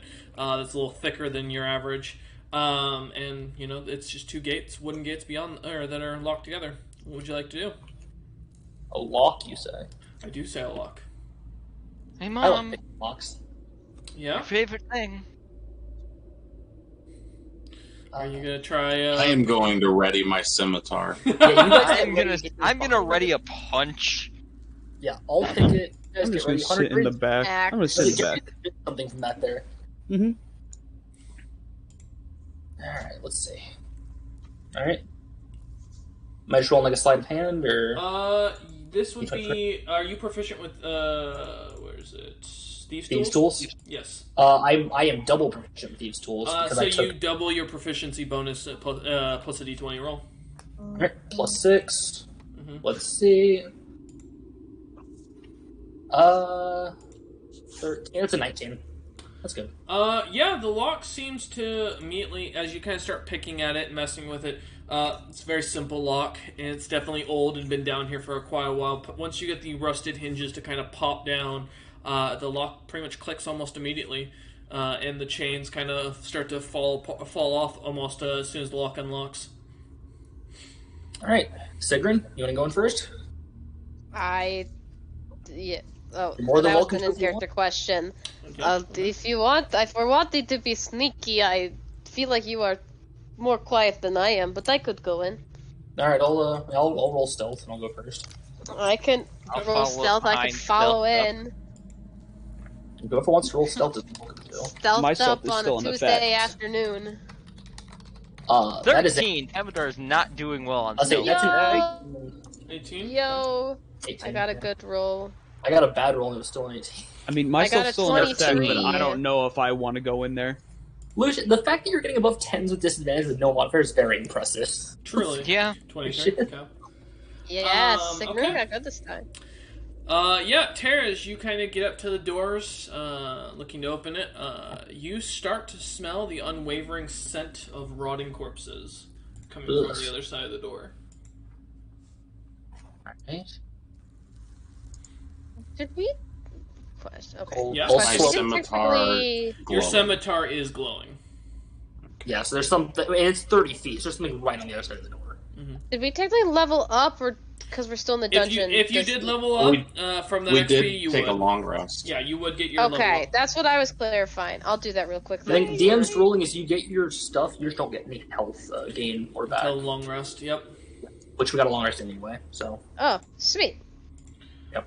So yeah, we'll realize very quickly, Sigrid, the enemy's right there. So, I don't think stealth is here. Okay, who's opening the doors? I'm assuming my action to level up. Yeah, hang on. I'm just doing my level up thing real quick. No Get that problem. out of the way before I do anything. Somebody- Okay. So Not the Shrekking more. I thought the doors were already opened by. They were. Tara. The lock was taken and the got chains that. were unlocked. Yeah, the yeah. doors are still shut. Sigrun attempting to stealth with her 23 stealth is gonna be very quiet about like just propping the door open to peek inside. She has her axe in hand. As soon well, she's- as you start to kind of push a little bit just to the inside, you see this green stench of in the air, and then suddenly as that smell hits your nostrils, a green, slimy-looking humanoid face that looks almost distorted kind of something pops its eyes right next to the door, and this big, giant yellow eyeball is just staring at you, Sigrid. Oh. Okay. Big giant eyeball familiar to the beholder? No, it's a little larger than your eyes. Since Hunter's up on a staircase, can he shoot at it from here? Well, once the door's wait. open. I would have to say, we haven't rolled initiative yet. Nope. You can shoot people outside. What level? I know, would but I don't know Sigrun if I want roughly to what yet. level we're at yet? Yeah, you'd be down on the 3rd level. Oh, okay, Sigrun sees the big eyeball, immediately looks up, and in giant, as her native tongue, she will look, "Hello, you are the one who guards this place, yes? Fire giant, yes?" That's the 4th floor. That's It kind of. fourth. You see it kind of. Its eyes kind of blink. It turns to you and looks at you, and its eyes kind of blink for a second. It looks almost like like a very dumb-looking deer for a second, like having that deer in the headlight look. And it looks at you and speaks in very, very broken giant, going, "You're the first person to talk to me." Oh. Oh, that is a real shame. Then again, I suppose not many visitors down here. Suggestion. Hello, I am Sigrun Bjorneklo, and she'll hold out her hand that doesn't have an axe through the door in case there's anything that could. It is pleasure to meet you, my friend. It goes to it grasps your hand, and you see this giant green claw come out as it kind of grabs, and the long nails that haven't been filed. The smell coming off it, you can see little warts popping every few seconds, little like green pus coming off. Yeah, I don't think it's a fire. Is giant comfortable tongue for you, or do you prefer? I also speak Infernal. It's the only tongue I speak. In fact, I didn't know there were those who still spoke the old tongues, the old ways. I do! Me and my people, the Scrofte. Perhaps you've not heard of us. We are from a far distance. Yes, we all speak the old tongue, the true right tongue. This common and elvish and dwarvish stuff, it is bad stuff, huh? It takes a moment. It goes, well, we had a dwarf, a giant elephant, and a really ugly Goliath come through here and just get themselves beating the crap out of him. We were just trying to talk to him and warn him of the demonic-looking dogs that kept following us around, but they attacked us. Okay, to be fair... What the heck? No. To be fair, we actually never made it in there. Got shot at. I didn't do it. Everybody knows when there is giant at place, you talk to giant and listen to what they have to say. Oh, these people don't get it. They didn't even try to talk to freaking... Greg jumped down trying to tell him, and they just cut him down in a single blow. It was... I retreated beyond... I saw the Beholder came out here to defend. We thought we were under siege. I am so sorry for your loss. I am glad he died a warrior's death, though. I am sure he is... It's the afterlife of your place. Oh, you might be talking about the ogres. You know, whatever they were up top. He looks at he's like, yeah, the Beholder, his name, he's got a true name, of course, just like any other, but, he went by the by the Blue Eye, and, he was here defending us. We thought we were under siege again. Those, zombies and ghosts keep trying to take our, children. He goes, the ones up on the first floor. They seem like pricks. I saw them and I thought these people don't seem like good people. There's an undead man with lots of sparking magic thingies. It explodes. It's light out up there. It's just not a good time. And the troll kind of opens up the door, and you see now as there's about 3 other trolls and a human kind of standing back there in full plate, kind of watching this whole thing. And all the trolls seem very confused. Hello, Sigrun Bjorneklo. I do have some friends of mine, but I understand you were attacked. If you want, they can wait outside. It's not a big deal. Sigrun, gives a thumbs up to the other people with, the other hand that had the axe, just, casually gripping, gives, a thumbs up to the rest of the party. He's okay. He's good. The troll kind of looks down and sees the Beholder on the ground dead, and he goes, No, Blue Eye! But... Oh, is that the one? Oh, see, I did not kill that, but I know there was a scuffle with him and there was an arrow out of nowhere. I don't even know where it came from. I just saw an arrow and it killed him, and I'm scared that maybe the ghosts are ugh. And she kind of throws a glance back. They might be trying shit. There was a weird guy who said I was dumb as rock. Roll persuasion. Yeah, because she wouldn't have seen... Terra. She didn't attack the Beholder except the first time because she was charmed, so... Well, wouldn't you? Because you would have been, facing that direction? You would have seen the arrow. No, she was facing the Beholder. Yeah, she didn't see from who. Were you? Because weren't you fighting the, champion? No, she hadn't turned around yet. That's why the champion attacked me. Okay, a persuasion. They're not... have advantage. While they're chatting, can I take out the bubbling potion of resistance and drink it? Yes. Oh boy. Oh no. I don't know. I'm double checking to make sure I don't have anything that would help. I don't think I do. Thieves can't. No. Okay, I got a 9 total. Okay. Unless me speaking giant gives me any advantage, I doubt it. It's going to roll. It got an 8. Oh, thank God! Yeah. Nice. And that's it. It's war. I'm getting our lord. And he Oh, turns God. and starts heading down. We will wipe out these damn humans on the Isle of Man once and for all. Temedar's gonna look at Sigrun and be like, "We bury the body?" I will Hearing ask the them. angry reactions. My friend asked. She's speaking in giant. My friend asked to help you perform the burial rites for Blue Eye after his troll kinda awful turns, murder. the one that you've been speaking. Sorry, my brethren are dumber than rocks. Because they don't seem to really understand what's going on, and he goes, it's at this point, by the way, I will say, because of Mion's, let's call it, love for magic items, you all do kind of start to see that that Terra's, kind of keying in on. There's a ring around this, troll's finger. And, that seems to give off a Intelligence faint ring, probably. glow. She's whispering to herself, I know I shouldn't, but... Oh no! Oh my god, right after that roll, oh, I swear to god. You know what? Do it. If you do it, we're behind you. Does the troll answer her funeral rite question? He looks back and goes, he kind of takes him. I mean, I have mold. I can burn the body. No, Sona Grunaga would want to be able to take care of this. Okay. Yes, turn to Temidar and go, son of Guraga, a friend of his, want to do the burial rites. We leave be. Well, we also need to... Also, they are saying something about, I told them about the random arrow that killed them, and they're going to, I think, have war on the ghost or something on the surface. They should probably start a war with the humans. You see the other trolls are grabbing little makeshift spears and little what looks like bucket they've lids. been coming here trying to kill them and take their land and stuff. Well, I feel like they have a this land right. isn't exactly their land either. It's a mess, is what it is.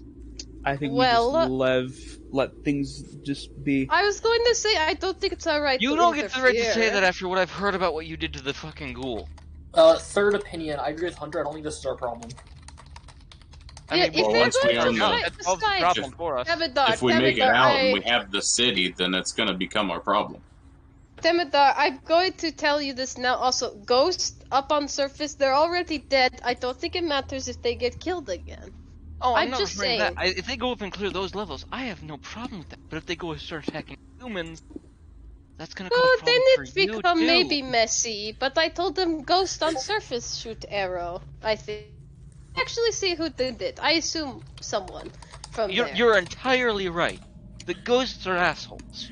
Yes, the ghost. And she's gonna turn to the troll and fire giant. Go. Temidar confirmed. Ghost asshole. Shot the arrow. I am so sorry for your loss. My short bow is hidden. The trolls, you see them all as you mentioned the idea of humans, or the word humans in common. All the the other trolls go, human war, human war.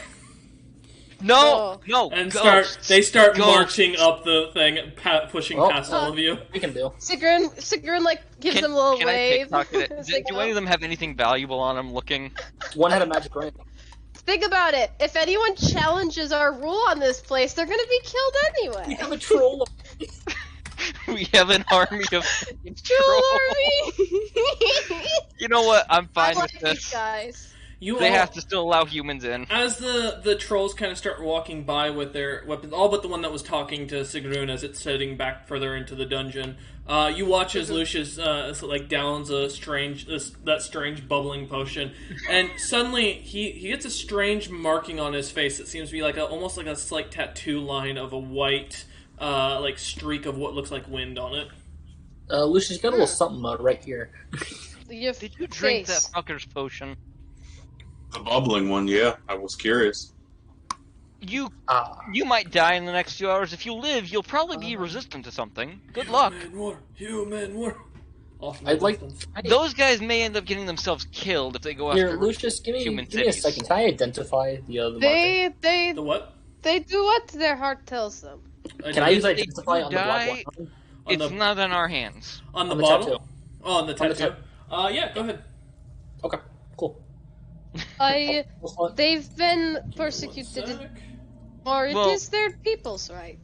At least they'll go against their head held high. I'll answer 1 sec. I'm just pulling up my sheet again. Yeah, I have my hand on Lucius' face. Give me a second. I'll find out what it is. Touch face. Temidar to Sigrun. At least their species will go extinct with their heads held high. That is not a nice thing to say, but I agree. If you are going to die, you die good in battle. So this will be your second first level spell. I'd prefer to die old in a bed, but that's... Yep. Okay. Coward's way out. So then, yes. So you learn. Children, I raised them to be strong. I will kill you, Cameron. All right. So yes, you do learn as you begin touching his face, caressing his face, if you will. His face is magically imbued. You realize it is a magically imbued object. Slap it. You learn that he has gained force immunity as his property, and that he can use it by getting shot by spells with force involved.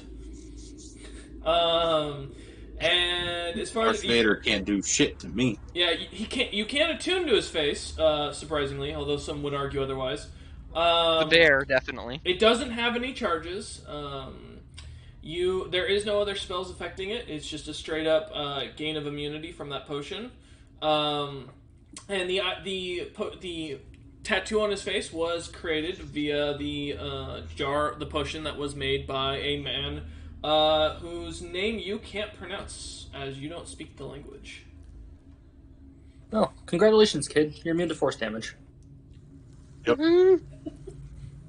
I figured it was going to help me out. I saved him a couple times. If I died, he'd be in a little bit of trouble. If you die during this excursion, yeah, we all might be in a bit of trouble. You hear as this is coming up the stairs, as this massive fire giant comes walking up with the sigil of a on his chest, on his plate mail, on his full plate that he's wearing, a storm or like a lightning bolt, but it seems to be emblazoned with fire as this massive figure comes walking up, almost iron-looking like face as far as his skin tone. Ghosts are assholes. Standing at around 12 to 15 feet. It's kind of hard to get a rough look at him as he's coming up these stairs and coming towards you lot. He's also followed by what you count as 12 other fire giants, 6 to each side, in full ice-resistant armor. Is that? Let me make sure that's correct. Whoa. Yeah. I like elbow nudge Hawken, and I'm like, go ahead. Stepping out of the way, letting them go up to fight the ghost. Yeah. Sigrun's just like standing to the side, like in a greeting, give like a wave, nod her head. The man looks at you as he walks up. His guards just come to an immediate stop altogether, and the man looks down at Sigrun. As like I said, as you now realize, Sigrun looking at him, he stands about 15 feet tall. If I was enlarged, I'd be larger than him. I mean, you could. His massive great maul, as you see, is just this like what looks to be just a solid piece of stone or metal, just basically on a stick. It seems to have strange markings on it in giant that reads "First of the Fire Giant Kings." Ooh, loyalty. Suna looks down at you as he stops in front. As you get in his way, he looks down and goes, "My subordinates, my citizens, if you will, have informed me that you lot saw the Lich above attack my pet beholder." I'm not quite sure who Temidar friend here did confirm. One of the people You will address me as your highness, and he looks at you as he glares down at you, wielding his hammer. Oh, first Farky. Oh, my apologies, your highness. Did not read the hammer. Great weapon, by the way. Big fan. Temidar, she turns to him and comments, "It was Lich, you say, killed the beholder? Who do you see shoot Ghosts the are arrow, assholes." Ghosts are... Okay, go... to him in fire language. All he said was ghosts were assholes. Liches are ghosts, I think. So yes. Are they... Is he simple? Did he take a hit to the... He is... She, like, eyes him, seems to think... I think he was dropped as a child and abandoned as a child. He's adopted by this one. Points to Terra. He looks I at think there's Terra a lot and goes, wrong. "Oh, fuck me." Kind of like he sets his hammer down and puts his hand in his face. Mm-hmm. You know him? This fucker. What the fuck are you doing here, Terra? Do I? Uh-oh. Wait, Is he only speaking giant? No, he's speaking in common as he looks at you. What? Oh. Am I not allowed to? Of all the women, of all the cursed fucking... I would have taken Ben Zorwin at this rate. I wouldn't. Oh. I've heard rumors he's dead. I don't... Keep that... If that cat speaks one more time, I'm gonna flay him. I pet him. I'm giving you the respect due to your age, and because my father knew you. What the fuck are you doing alive and still around? As he kind of starts to stroke his beard as it's lighting on fire. I mean, gods don't like me, so no one got rid of the curse, and I'm down here on a job looking for some potion to undo someone else's curse. He looks at you and goes, "You're here for a fucking potion, and you didn't send a letter." Yeah. No, a carrier. You know, didn't know you were down here, gonna be honest. Been a while. Too many years. No, I just talked to Zitka a while ago. You mean that drow, like that young drow queen? Yeah. She's still alive. How is she a god now? Oh yeah. They'll let anybody into the pantheon these days. Next, you're gonna tell me someone's gotten in by cutting people's balls off. Well. Please tell me it's not the cat. Mizna's, Oh, Lord. It's an elf. As he looks around, he goes, "Okay, I'm gonna take a guess here. By looking at your party, you've got some sort of human noble scholar type. It looks like he's got a couple... He seems to walk with a weird limp around his... his stomach looks off to me. I'm guessing he shot himself a few times, or been shot. Yeah, ghost possession. You know. Oh, the ghosts. You really gained a great company here. A giant boar that talks. That's a new one on me. Yeah.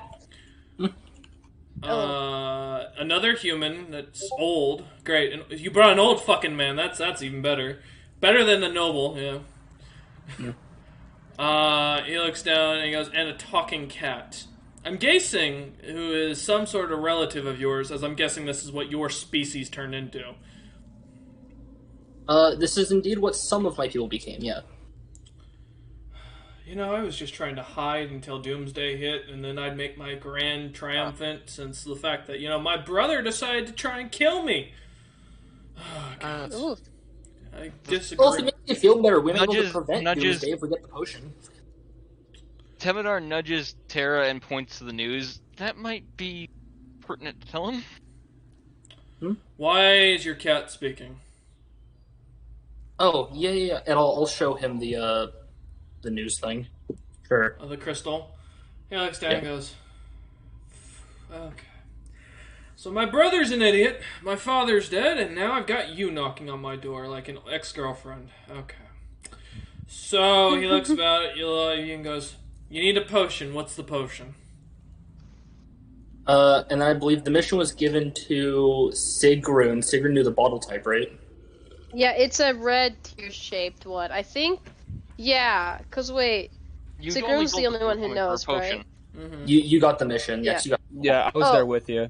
Your That's right. Highness, it is a red potion, tear-shaped is what I was told. She gestures with her hands, vial size. And what's it for?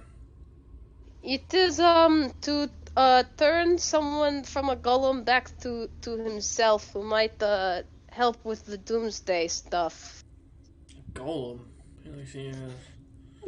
You're looking Dwarf for... turned golem. Of course, it's a dwarf. The dwarves Yes. got free and are going on a conquest, but the king's not exactly in control. Well, I'm gonna take a wild guess here and say that upright death god finally took the throne. Sigrun will look at me and she's the one with the news thing. Temidar Stone the Corrupt. Anybody? Oh, he's yes. I'm not No, familiar with the name. When he mentioned Stone the Corrupt, Corrupt is kind of and I do like a slit throat motion. Oh, so he's still pissy about that. I'm not surprised. We did kick his ass twice. You know, his own descendant kind of gathered a group and dealt with him.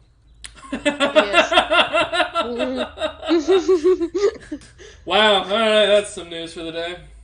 I expect another. As far as that vial goes, I know what you're referring to. I do have some unfortunate news, but as well fortunate news. And since you've done me the favor of bringing me this great news that I get to enjoy for the next century or two. So unfortunately, we traded that away a long time ago. To a young dragon, red dragon, I don't know. He liked to turn into an elf a lot. I'm gonna be honest, I have no idea. I know he was going to build a city to make him rich. I don't know what happened to him after that, I'm gonna be honest. I don't try the High Elven lands if they still exist. I don't know. Do I have any idea who he's talking about? Roll a history check with advantage. I doubt Sigrun would know. Alright, let's see. First roll. Tamadar roll history. That's a 23. I can go for a nat 20, because why not? Nah, Y'all can roll history checks if you want. Yeah, it won't be with advantage for the rest of you. I got two 23s in a row. Oh, that works. Yes, let me roll. That's a That's 7. too Tamadar much. is a little scared right now. 13. 22. 22. Okay. 21. I'll have Wow. the history. So, Tamadar is a Jesus. little scared of being flayed right now. yeah, everyone but Sigrun and Temidar. To the rest of the party, you managed to realize that there was a dragon that was really well known that liked to take the form of an elf. Last he was seen was in Dragon's Gate. Some people have stated that he got eaten by a giant Yuan-Ti upon the escape of the group known as Grim Legacy from the city before they took it over. Others state that a Yuan-Ti ate him whole. So I kind of massaged my temple. He got eaten. Oh, God. Would we know where he would have kept the file? Have a hoard or yeah, something? he was real afraid of being petrified and turned into a golem by the lich that was underneath his city. Why you would build a city on top of a lich's fucking lair, I have no idea. This is why I just kept traveling. God, I tell you. Yeah, I heard jokes about some Dragonborn doing something similar, but we don't. Maybe we won't go into that subject either. People who do it always die. I don't know what to tell you. But he goes, yeah, I mean, if he did die to a Yuan-Ti, he looks at you and goes, I checked there. Okay, that is a good start, thank you. And he looks over at Hawken and goes, and I assume you have a mission because I can see something glowing around you that looks a lot scarier than whatever the fuck you're thinking. As he walks up to Hawken and just stares straight down at him. You know, it would have been something, but I can't exactly do it anymore, so you don't have to worry about it. It's probably just my soul's on the line now. I'm gonna give you a piece of advice as the weakest son, as the joke went. I've come to term, and it wasn't a great term to be told back then. Then I realized how weak mortals were, and realized how even being the weakest of the of the multiple princes, four, I think, if I remember right. God, it's been 7,000 years, at least. Lixie goes, my advice: don't pick on a guy bigger than you. My secondary advice: stay away from ghosts. They fucking hurt. As he turns and starts walking off. Yeah, I know all too well, my friend. Well, I'm gonna go kill some humans. You lot have a good time. You're welcome to avoid the battlefield that is about. And you see as these trolls just come marching out in droves behind him. yeah, so, guys, we don't want to go up there for a little while, so, maybe we could go deeper. Just explore. If the king is okay with that, I would like to do that. I mean, he said avoid the battlefield. We'll just hang out. Nice. We'll go exploring. We'll Yeah, rob I'm the not place, too then we'll keen on leave. being confused for the enemy. Alright. We may have just inadvertently caused the demise of every human life within the entire continent. Nah, it's fine. Great. Nords forever. Hell yeah, brother. Hell Alright. yeah. You lot head in. There we go.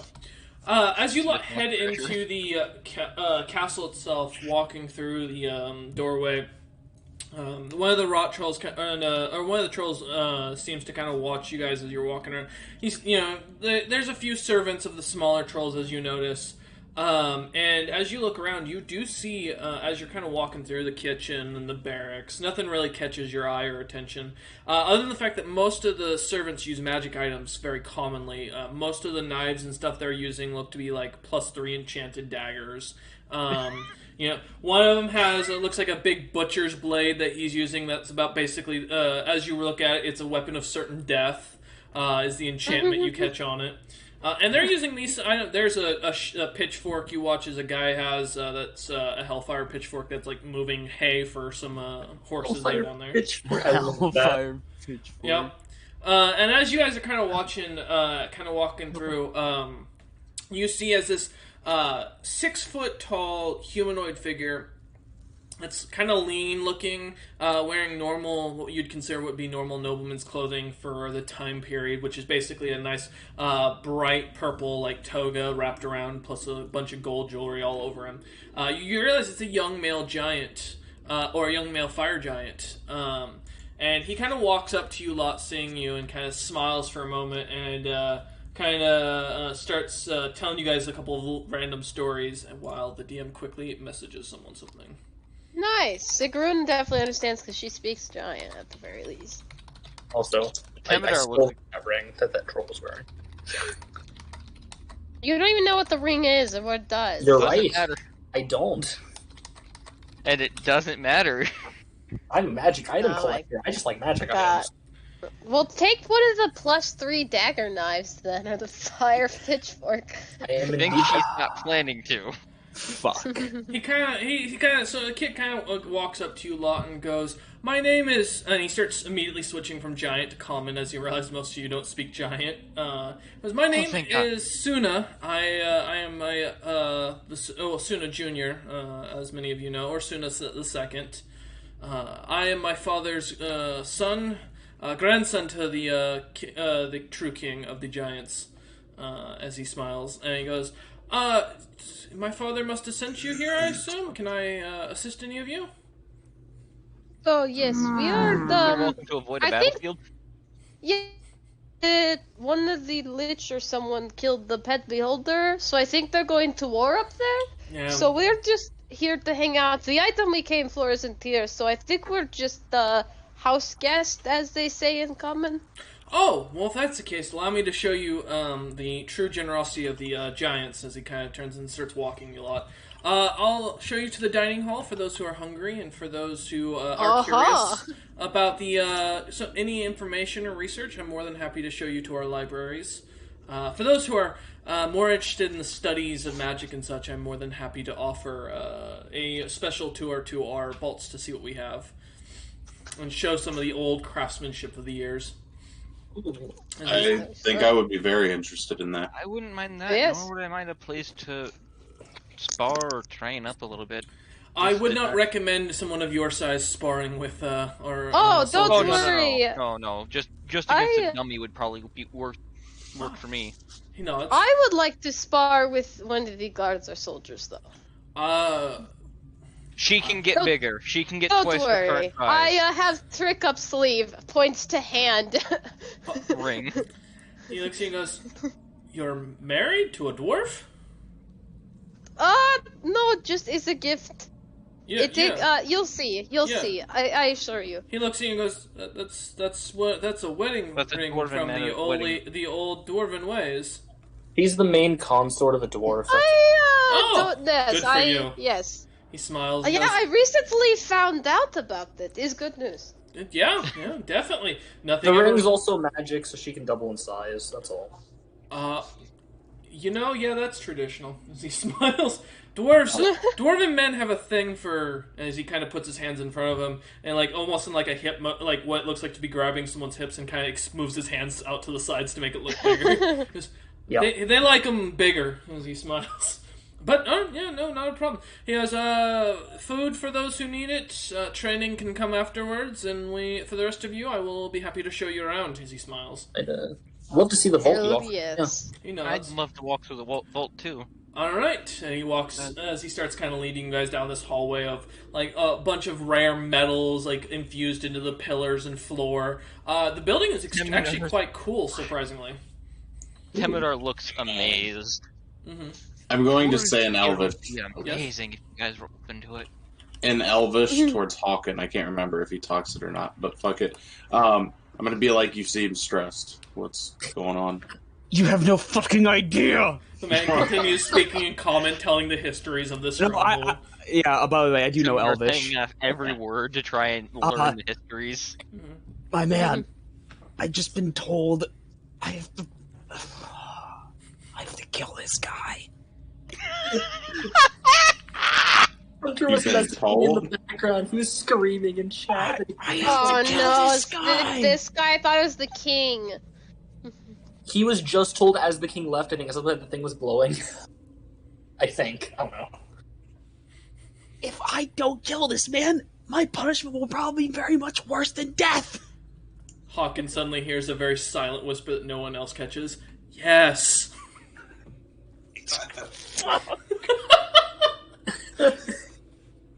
Well, I guess once you figure out a plan, we'll do what we gotta do. I appreciate your help, brother. Well, if you provide any. Okay.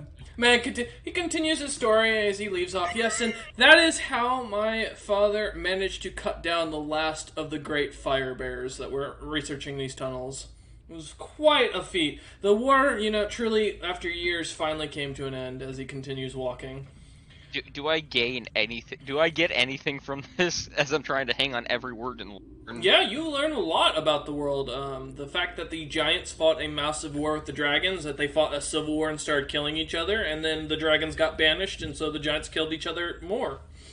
The general story of what you... And then there's something about fire bears. Proficiency in history? No, it does not. Damn.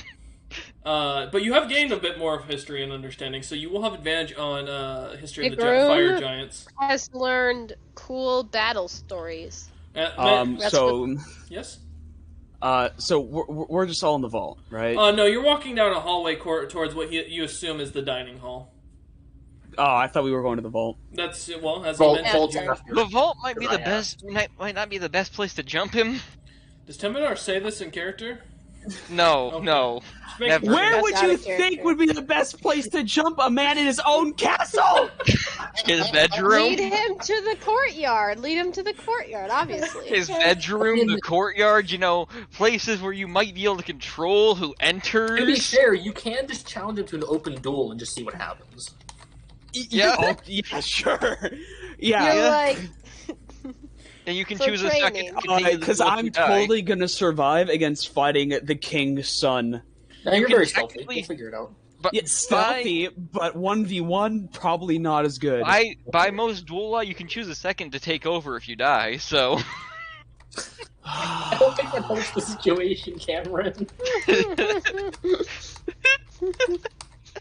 Yo, does the beautiful sentient frickin' ranger in my ring have anything to say about the situation, or is he still quiet? Do you ask him? And telepathic bond, you can speak in your mind to see if he'll say anything. The thing is, I don't know if I know he's there. Oh, you would sense his soul. Oh, okay. So, listen, man. I know we haven't really talked as much yet. Do you have any pointers on what I should do here? Man, I died in a fucking dungeon in the Drownlands. What would I know about fire giants? You worked for Findor. You know... Yeah, you know what? You're right. I got something. Stabbing the man in the back when he's not looking. Just saying, I'm standing here. I know their history. I'm just hanging out. Arrow up the ass tends to at least disable most opponents. That's what I learned. You know what I recommend? So if you get a poison dagger, she's short enough, so you can just reach right up in there. Well, I mean, he's 6. Yeah, he's 6 feet. I mean, we're the same size. Yeah, I mean, he might have Hunter, shrunk himself, but yeah. Oh, I'm taller than him? Interesting. Well, he's a young fighter. He's not fully grown. That's true. Mm-hmm. Hunter, you take a poison. If you get low, you get right into the butt, just right in there. I'm not gonna stab people in the butt. It's effective. It deals poison damage. All right. Well, right. I guess He we're not exactly continues. seeing. He continues as you finally come to the doorway. He opens it, and you see all these grand servants kind of running around, bringing out food and everything, like giant beasts and stuff, fruit that you've never seen before. And he goes, "Please, for those hungry, feel free to take a seat. My servants will continue to bring out more local delicacies as the plates are finished. For those who would like to eat immediately, the training yards will be open." And he looks down. You see this little like magical sundial that kind of moves on its own. Within the hour, and I will make sure, as he looks to Sigrun, I'll make sure to take you to it, not without issue. The food smells not poisoned or anything. No, it smells. I mean, it smells amazing. It smells Oh my spicy gosh. though. You Just can get heavy on definitely meat. smell the scent of the meat. Sigrun is Spice meats. ready.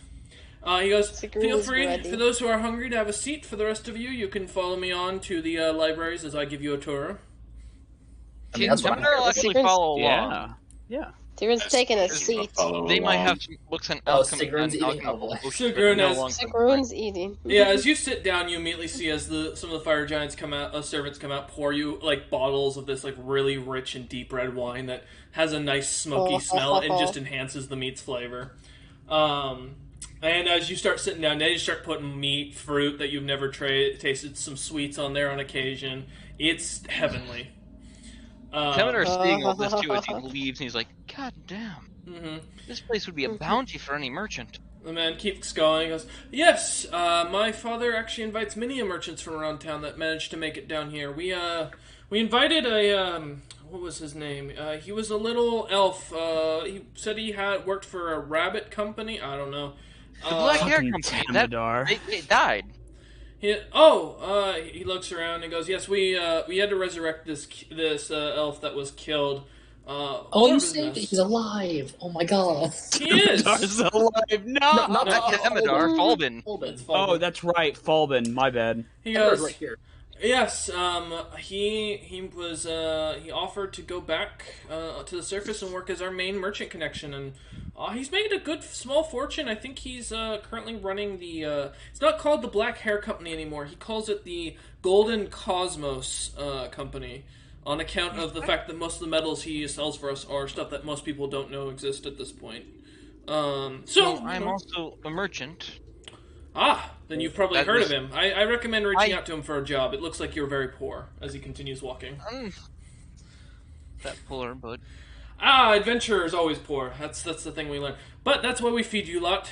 You make good for doing missions for us as we need. As he looks back, and you see as the doors open to this large hallway yet again to head towards the library. As Sigrun is now chowing down on different types of Oh food. yeah, she's enjoying herself. no, I just haven't been focusing on business. It's more of a hobby. So you're both a quitter and a failure of a merchant. Understandable. Oh no! I started up just as something to help my mother with her own personal missions. He looks Made at quite a you, long way. looks at Tara, and goes, "You're helping her." It's good to have someone in town who can throw down a smoke bomb. Do you realize how old this woman is? He looks at the No, rest of you she as he never told stops. me. This woman is older than most people alive today, even most of the gods. As he looks around, This woman's been around since the first of the Tabaxi. This is what we used to see. This is what I know as a Tabaxi. And he Well, looks at that's Tara, kind of what pats her I on the am head, now. looking down at her. Well, And I have 5 foot. That's fair. Tabaxi are now what I am. Well, were. Most of them are dead Yeah, now. that's a Tabaxi now. We're called the Rakshasa nowadays. Ah, yes, we've ran into a few of your folk that have tried to infiltrate our lands. Didn't last very long. And what do you call, as he looks over at Lucius, what do they call you, good sir? That's a human. Nord. A Well, human. Nords, but they're just another people of humans. And he kind of looks at Yeah, the Northeast two Guard. worlds kind and of goes, clashed together a few years ago, and these are the humans from that world. Oh, the worlds came back. Oh, okay. That makes Yep. sense. Yep, everything reclashed. Okay, as you kind of end at the end of the hallway, he kind of opens the doors and he goes, feel free. And you see this massive grand library with golden shelves, also books in languages most of you don't recognize, older, some, with the dust on them. Most of the books look like they have been well read, but there's definitely in the center column this massive dusty trove of books that look like they haven't been touched in ages. And as you look, the library just seems to go on and on to the right and left. However, going straight through, you can see there's definitely another pair of doors that look to be made of this strange, like, green metal. And he looks at you lot and goes, okay, welcome to the Grand Library. Feel free, if you can read Giant, to check out any of the books. There are some rough translations into Dwarvish and Elvish. Not many, as we don't really speak that. Common is not a language we have any of the written books in. We never learned the common written language. Word was easy, but your letters make no sense to any of us. Yeah, They don't make sense to us read any either, of that. I read Draconic due to who raised me before Mother. I'll just be looking for anything in Dwarvish. Primordial and Abyssal. Yeah, I'm gonna look for any Elvish stuff. Okay. So give me perception checks, both of you. +0. Let's go. That's a 3. That's my first bad roll of the day. Oh, it's a 12. As you both go looking through, you find, Tara, you find an old Elvish cookbook on how to cook dwarf. Nice. And extract its magic. Then for Lucius, you actually do find a unique and interesting book.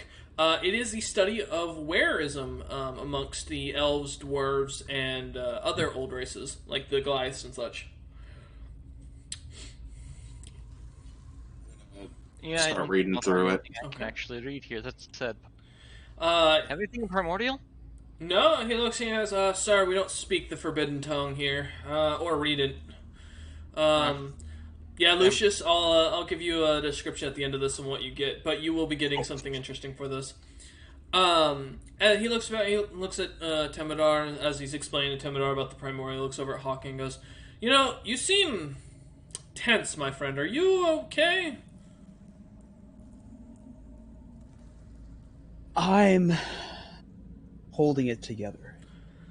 I think he's almost died a few times with us already. He's only been with us. Yeah, we've been picking on him a bit, so he's how tall is this on guy? edge. 6 foot tall. Okay, I'm a little taller than him, actually. I'm 6'10". I'm also taller than him. He looks at Hawking and goes, you know, I mean, you look to be of noble birth, I'm guessing, based on your dress and your better equipment. If I might ask, why would you choose to slum it with adventurers? You know, I ask myself that every day. Yeah, Have you come up with an answer yet? And honestly, I think I'm just an idiot.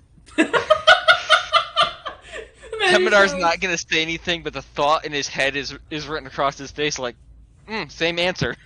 He looks at you and goes, just starts laughing and goes, yes, simpletons can be a very difficult lot to deal with. But, you know, hey, I mean, I assume you were like the third-born son of your family? Is that why you're off traveling? Something like that. I left my kingdom to go make a trade deal with the Dark Elves, the Drow. Mm-hmm. Yeah. Yes, that fell through. So, I'm guessing because you're a merchant friend. The one who's Oh no, I had terrible nothing to do with that, actually. Actually, nothing to do with them. They kind of got attacked by a massive dwarven and elven army. Kind of Yeah, didn't big have man with goat legs. Yeah. Big man with goat legs, he looks at you and goes, what do you mean by that? You know the bug a centipede, right? Think like that, but about half that length, all goat legs, and about as big as your father. Actually, was the party told that it was Ogum? If not bigger. No. Okay, I No. was just making sure. No. I thought. And apparently Frida it was said something demonic about it because our being friend Ogum. there, and they I don't know point if Frida did. to Or Frida did. No, Frida didn't Yeah, say it was. Frida did. We were told out of game that was Ogum. Yeah, we were Oh, told I out of thought it game. was I in couldn't also- remember if it We was were in told or that out it was of an game. ancient demon by Frida. Yeah. And apparently it was Although an I couldn't roll ancient again, I fucking did demon. fail the history check at that point to see what he was. Mhm. I It could was an again? ancient fucking Yeah. demon that was You bigger always than know. your father. Because it was bigger than Sigrun when she's fucking 16 feet tall. Oh, Oh, I know who you're talking. Terrifying. He looks. He goes, "Oh yeah, no, I know who you're talking. He's alive. Okay, I'll let my father." Yeah, he's alive. He's trying to kill every other No. race that won't side with him right now. Sounds about right. Yeah, dwarves went to war with the world. He looks over at Terra and goes, and speaking in Giant yet again to see if Terra can speak the language. He looks. I still don't speak giant. He looks. He goes, oh, my apologies. I'm used to old people speaking the true tongue. No, sorry. As he Never had a speaks, chance to learn giant. Always been traveling. Haven't seen many. he switches over to speaking back to common and goes, I am familiar with the race. Actually, your friend there, as he looks over to Lucius, is reading a book on their race. They're part of the race that created the wear disease that you mortals know now. Well, created. Their bloodline is what creates it. Yeah, so these you're things the- like kind of the toss a blocker. lycanthrope blood bottle up and down. Yeah, these little guys. Far worse. Far worse. Now, this is I'm what it is now. guessing the best guess I have is that their blood curse is weaker than as it's been around. Oh no! Think of it.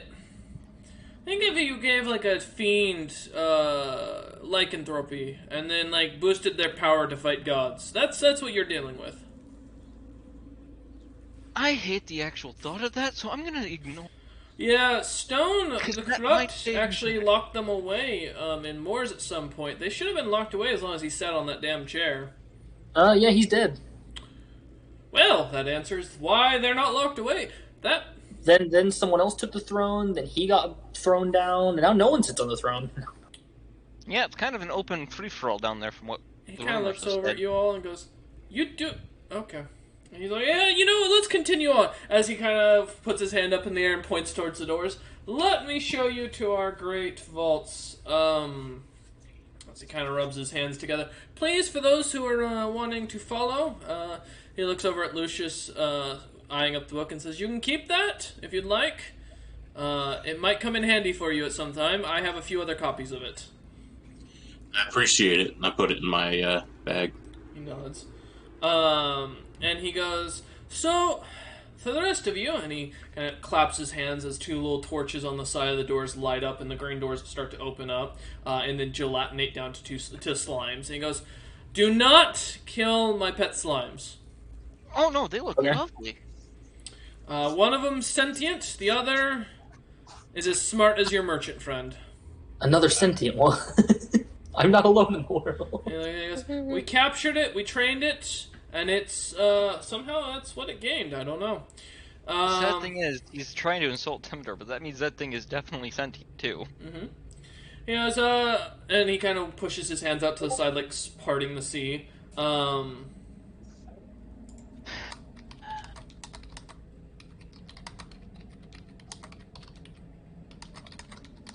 One sec.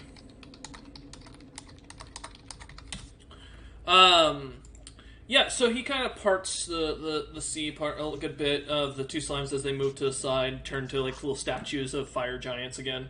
And then as the doors kind of move, or as the two slimes move aside, you suddenly see into this massive dragon, basically what you would expect of a dragon horde, with just piles of gold and platinum coins everywhere. And then like mounted up all across the wall, you see little like different weapons of all magic calibers just hung up and hanging casually with like little what looks to be giant written on underneath them in little like gold plaques. You get the impression each of these are some sort of trophy or something like that for at some point.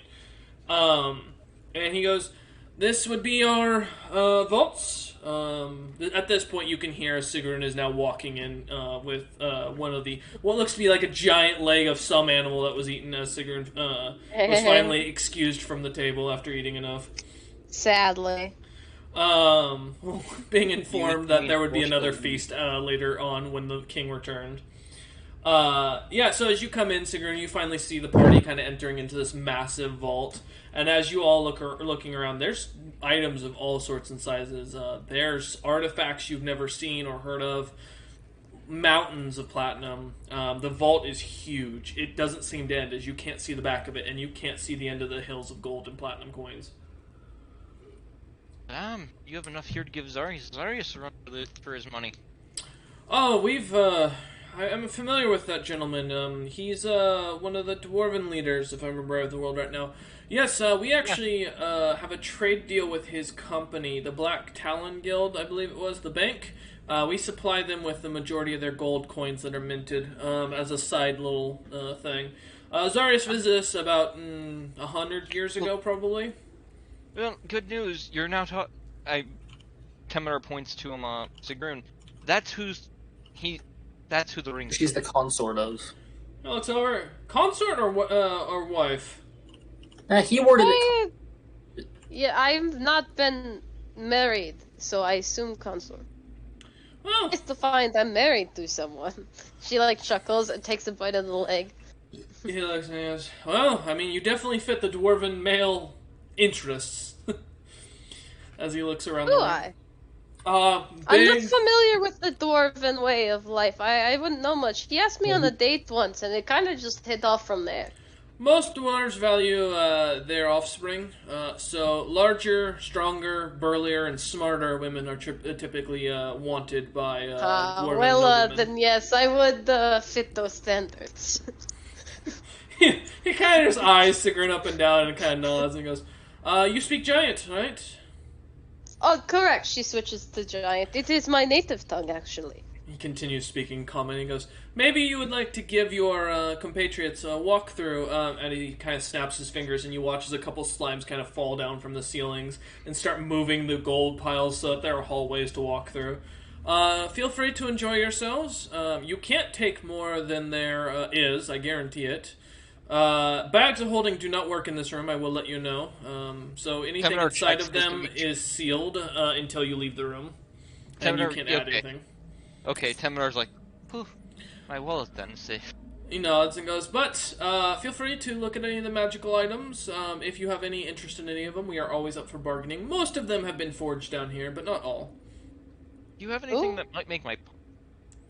Your punch is better? We gave them to a merchant a while back. What we called them brass knuckles. Named Justice, I believe. I don't remember. It was a long time ago. Oh man, Yeah. I miss those. They Hoping commissions similar. We sold them to a merchant, a red orc merchant that took off to his homeland. I don't know. He may have traded them at some I'm not point. going there. That place is a shitstorm too right now. And as he kind of points up to a big axe on the wall, and says, "That one though has been commissioned by and he pulls out a little book from his pocket or out of his toga and starts looking through it, flipping through it. There's a Loxodon by the name of Masul. Basul? Basul? I'm not sure. My father's handwriting is god awful.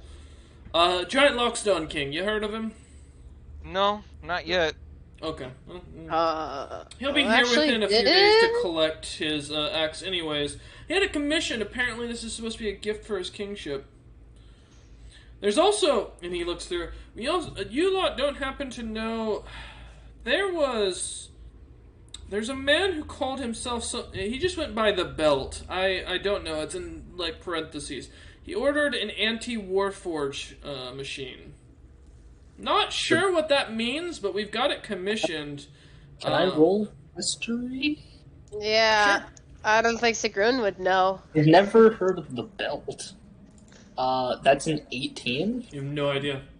Not Okay. someone of historical I'm not even gonna significance. try, because that's definitely a pseudonym.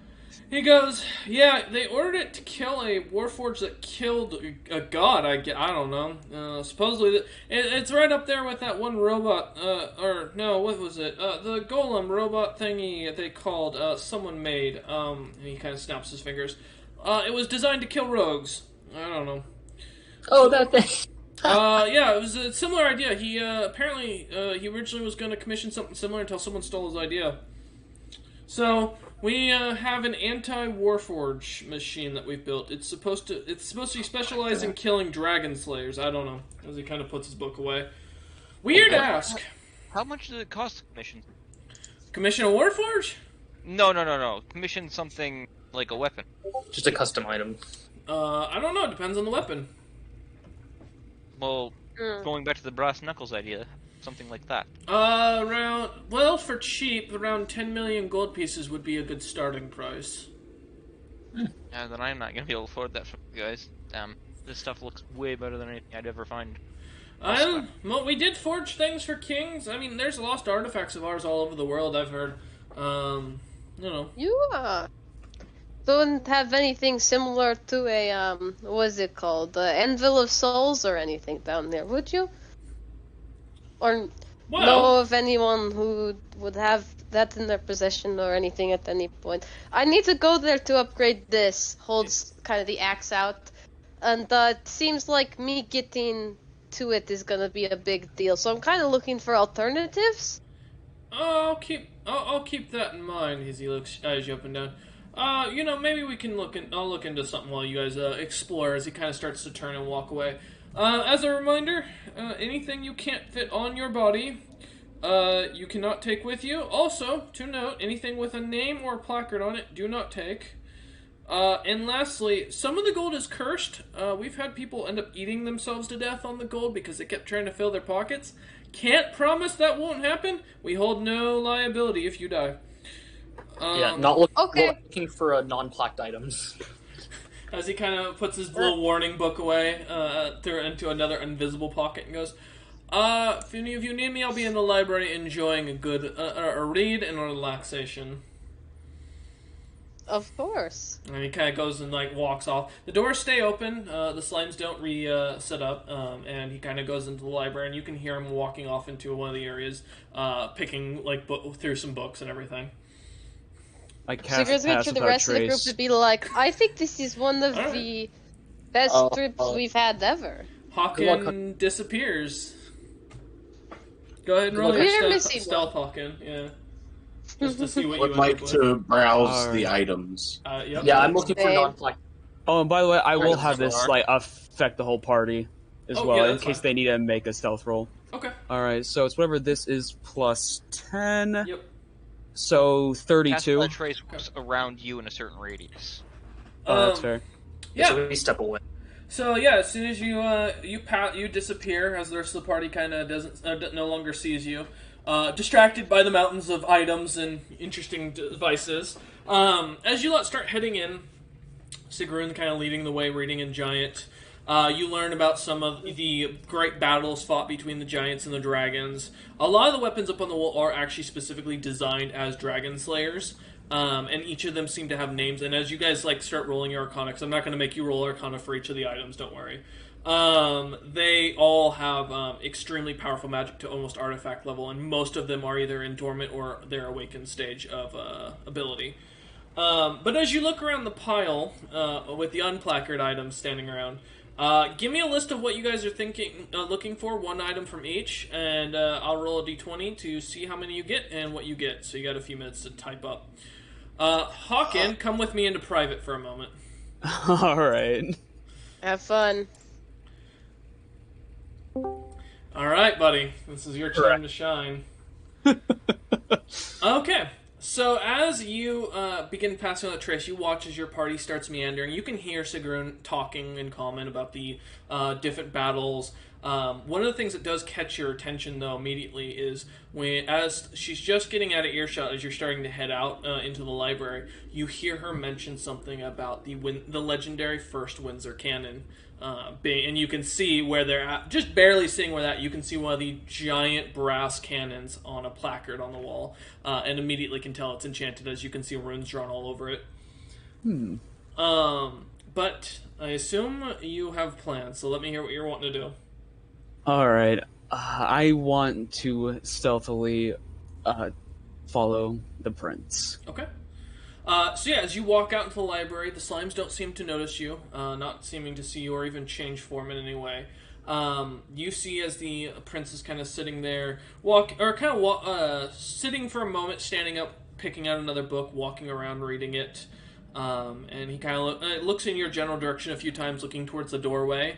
He doesn't seem to acknowledge you at all as he starts picking through a book. And as you kind of get closer and closer, you can kind of see that the book states the history of the Beyond Gods in common, but the rest of it seems to be in Giant. Huh. I could see him from here, correct? Yeah, you can be within 5-10 feet of him and he wouldn't notice you. Okay. Well, I guess what I'm going to do is get closer. Okay, how close are you trying to get to him? I want to get behind him. Okay. Look, give me another stealth check with your pass without trace. Yeah. Just to see if he notices you. That would be 29. He does not notice you. Okay. As you get up right behind him, he still doesn't sense your presence, but you can feel the heat coming off of him. He's not wearing any armor. He's just wearing a simple toga. Has no weapons on him as you can look around. You do notice a couple bulges in the sides of his toga, but you realize they're very book-shaped. He has no staff or any magic items to cast off of, so...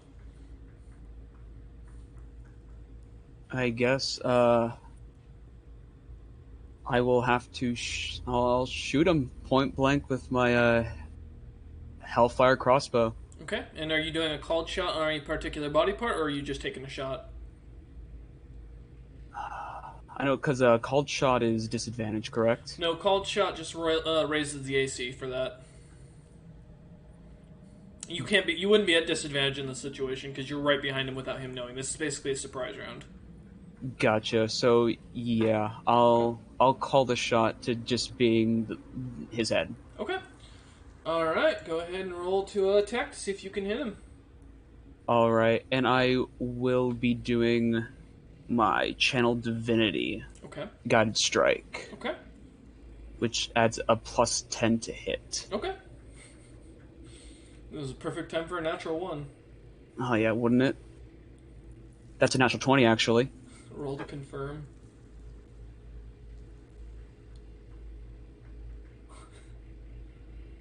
No, it's a 19. I'll give it to you for the surprise. All right. How do you want to do this? Just a quick, simple, cold, quick shot to the back of the head. Hopefully, since it would just really just end all things right there, I don't have to really worry about any noise being made, but just to be sure, I'll grab a cloth or something and put it over his mouth just to hopefully cease any noise coming out. Okay. As you go, like, kind of sneak up behind him, pulling the crossbow, getting the arrow locked in, no sound seems to emit from you. And as you come up right behind him, pointing the crossbow at his head, you quickly reach around his mouth, front of his face, grabbing his mouth and covering it with the cloth and pulling the trigger of the crossbow. You feel a slight, like, jitter of the head as it kind of wobbles back and forth as the crossbow bolt goes straight through, getting kind of stuck midway, and the body slumps to the ground underneath you. I'll take the book, take the bolt. Okay, you're gonna have to give a sleight of hand check at disadvantage for the bolt because it's real stuck in there. Yeah, no, okay, I gotcha. So sleight of hand at disadvantage. Mm-hmm. 18. Okay. So yeah, you as you go to take the shot, the creature it drops. You pull the bolt right out cleanly. You have fire giant blood all over it, and the body starts bleeding out of the head. But yeah, feel free to. You can add a little as an extra inventory that you picked up a book called The History of the Beyond Gods. That's in Giant. And as you turn back around, you see as the two slimes kind of disappear suddenly, as they kind of squiggle under one of the bookshelves. All right, I'll head back to the party and then reappear. Okay. I think Is that more from the 4,000? Oh my God. Added on to the 4,000 earlier? Yep, that's Did adding. he die? So as you guys are continuing going through, looking at the different stuff, finding different interesting items, you actually at one point find a funny little coin as you're looking about that has literally mimic carved into it, and it seems to slightly move every once in a while. Hawken seems to reappear at the back of the group, kind of looking at stuff, crossbow back put away, just kind of, walking alongside with you guys. Did you find or did you guys come up with a list of items you wanted to look at or look for? I had general items, not really And like I have a specific general. names. Yeah, do you too. want specifics, or did you want... Yes, specifics, or if there's a specific enchant or a type of weapon you're looking for. Yeah. I'd be looking for anything like the gloves of soul snaring. If I'll not tell that, you what. if I'll give you a D4. Whoever gets the roll gets an item custom made from the DM Oh. based on what they're looking for. Do I roll or Hawken- no? No, Hawken doesn't get. No one's rolling, only me. But Yeah. Hawken doesn't get in this one. Gotcha. So this will be to everyone, so you can see it. 4, so that's Tara, because I was just going off the bottom Nice, left. Tara. Of course. Yep. yeah. All right, lucky Tara. Message me later what you're looking for, and I will make something for you. Okay. As you lot start looking through, yes, Hawken. I was gonna wonder if I could take a look at the that cannon. Yeah, as you guys start walking through, you see, as Sigrun kind of pointed out, about halfway through the walk, a giant brass and bronze cannon with different like markings on it. Definitely was magical, and underneath it, it read the Windsor's first cannon. And then as you go back to look at it, Sigrun, after a minute, because as Hawken kind of seemed to be looking it over, you actually read it properly without just kind of glancing up, and it says the House Windsor's Liberty Cannon. God, I Interesting. freaking And need it. It's about 4 feet long, about 2 feet wide, and you'd guess roughly probably weighs around 200 to 300 pounds at least. Man. Well, wait. 200 pounds. I could carry it, I think, actually, to put on our ship. My carrying capacity is 690 pounds. I Oh, could would you? Oh, would I you have please? I have like Hold on. Before something you, pounds of things free. before you do it, keep in mind we might be attacked because we were told no plaqued items. This is House Windsor. I am House Windsor. It is. Come on. I'm saying they will still attack. It's a plaqued item. Oh, it's a Uh, plaqued item? Well, it has a Let's, plaque. can you actually fit something like this in a bag of holding? Yes, Bags. but bags of holding don't What's work in in the here. bag? We can't, we can't use them. in here. Could Yeah. you try again? Could you just try? I'm not trying to fit that in my bag of holding for 2 reasons. One, it's mostly full. I will say each of you will get a bag of holding from the If- treasury trove, so feel free to add that. If you Oh, Do I get want another to one? try- Great. No, Could I Aw. try then? Can I try to Yeah. put in a bag of holding? I will say it is about 15 feet off the ground, so you will need assistance, otherwise that thing could crush you. Sigrun, up, please. While they're are doing we that, taking I'll this? just go looking for. One I'm not second. touching. Sigrun, are you gonna, as Hawken looks at Yeah, you to go up? she was asking though, are we taking this thing then? But she like It's is pointing to Hawken. the cannon. Looking at Hawk. It's yours. Yeah, how'd you Yeah. lose this? It's so big. She'll like It- walk over, casually lift it, like fully just pick it up because she physically can. Okay. just Alright, be like, I want to see if I could put it in the bag of holding now, because as the Okay. slimes, yeah. One sec. Just keeping track of something. I'm Okay. surprised you have a cannon. Yeah, as you go to put it in, Hawken, the bag of holding opens up and it goes straight in. I'd love to see it. Nice. I knew that was all right. Cannon for the ship. I guessed correctly. For the rest of the party, so Temidor and Tara, you guys are also looking around still, you mentioned. What else are you looking for? I'm also still looking around. Okay. Oh, I had items in mine too. I'm looking for daggers first and foremost. Yeah, you I'll don't look find anything that's not named at this point, but we'll come back. I mean, you will find something specific at the end. Don't worry. Temidor's gonna look for like an amulet similar to Terra's, and then gloves that might help him, similar to the gloves of soul snaring. Okay. There's an off chance there might be another pair here. And Lucius? So Lucius is kind of looking around to see if maybe there might be something like the amulet of epic natural armor, since dragon scales would be a thing it sounds like they'd readily have, or if not, just some kind of armor. Yeah, Alright. Temidor and him are looking for something similar then too. So, Lucius, you find a little iron cage at first that catches your eye. There is a thing of dragon scale armor that you see as full plate.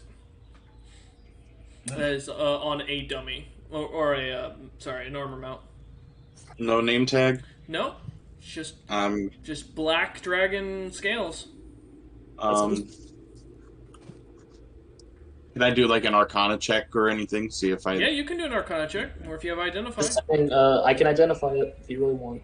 Yeah, you could put the bag of holding and wear it you. later and identify them. Yeah, I just know the last time I excitedly jumped into a set of armor, it ate me alive.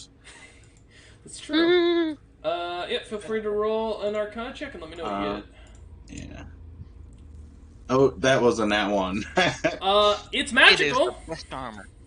It's magical. It's made from dragon scales. It's definitely magical. I'm gonna put it in the bag. Okay. All right. Temidar, as you're looking about, you find a little glass bottle that seems to catch your attention as you look at kind of moving the liquid in it. It's this like strange silvery liquid, almost like a mirror, if you will. And as you kind of move it around, it seems to get fuller, and then it seems to get less as you kind of move it in different directions, both clockwise and counterclockwise. Neat. Okay. Not what I'm looking for. Great. Not exactly what I'm looking for, but it's something. Okay. And then, Tara, as you're looking around, you do find a strange red little, like, cube that you immediately know what it is, but the rest of the party will not recognize it. I was like, please do message me.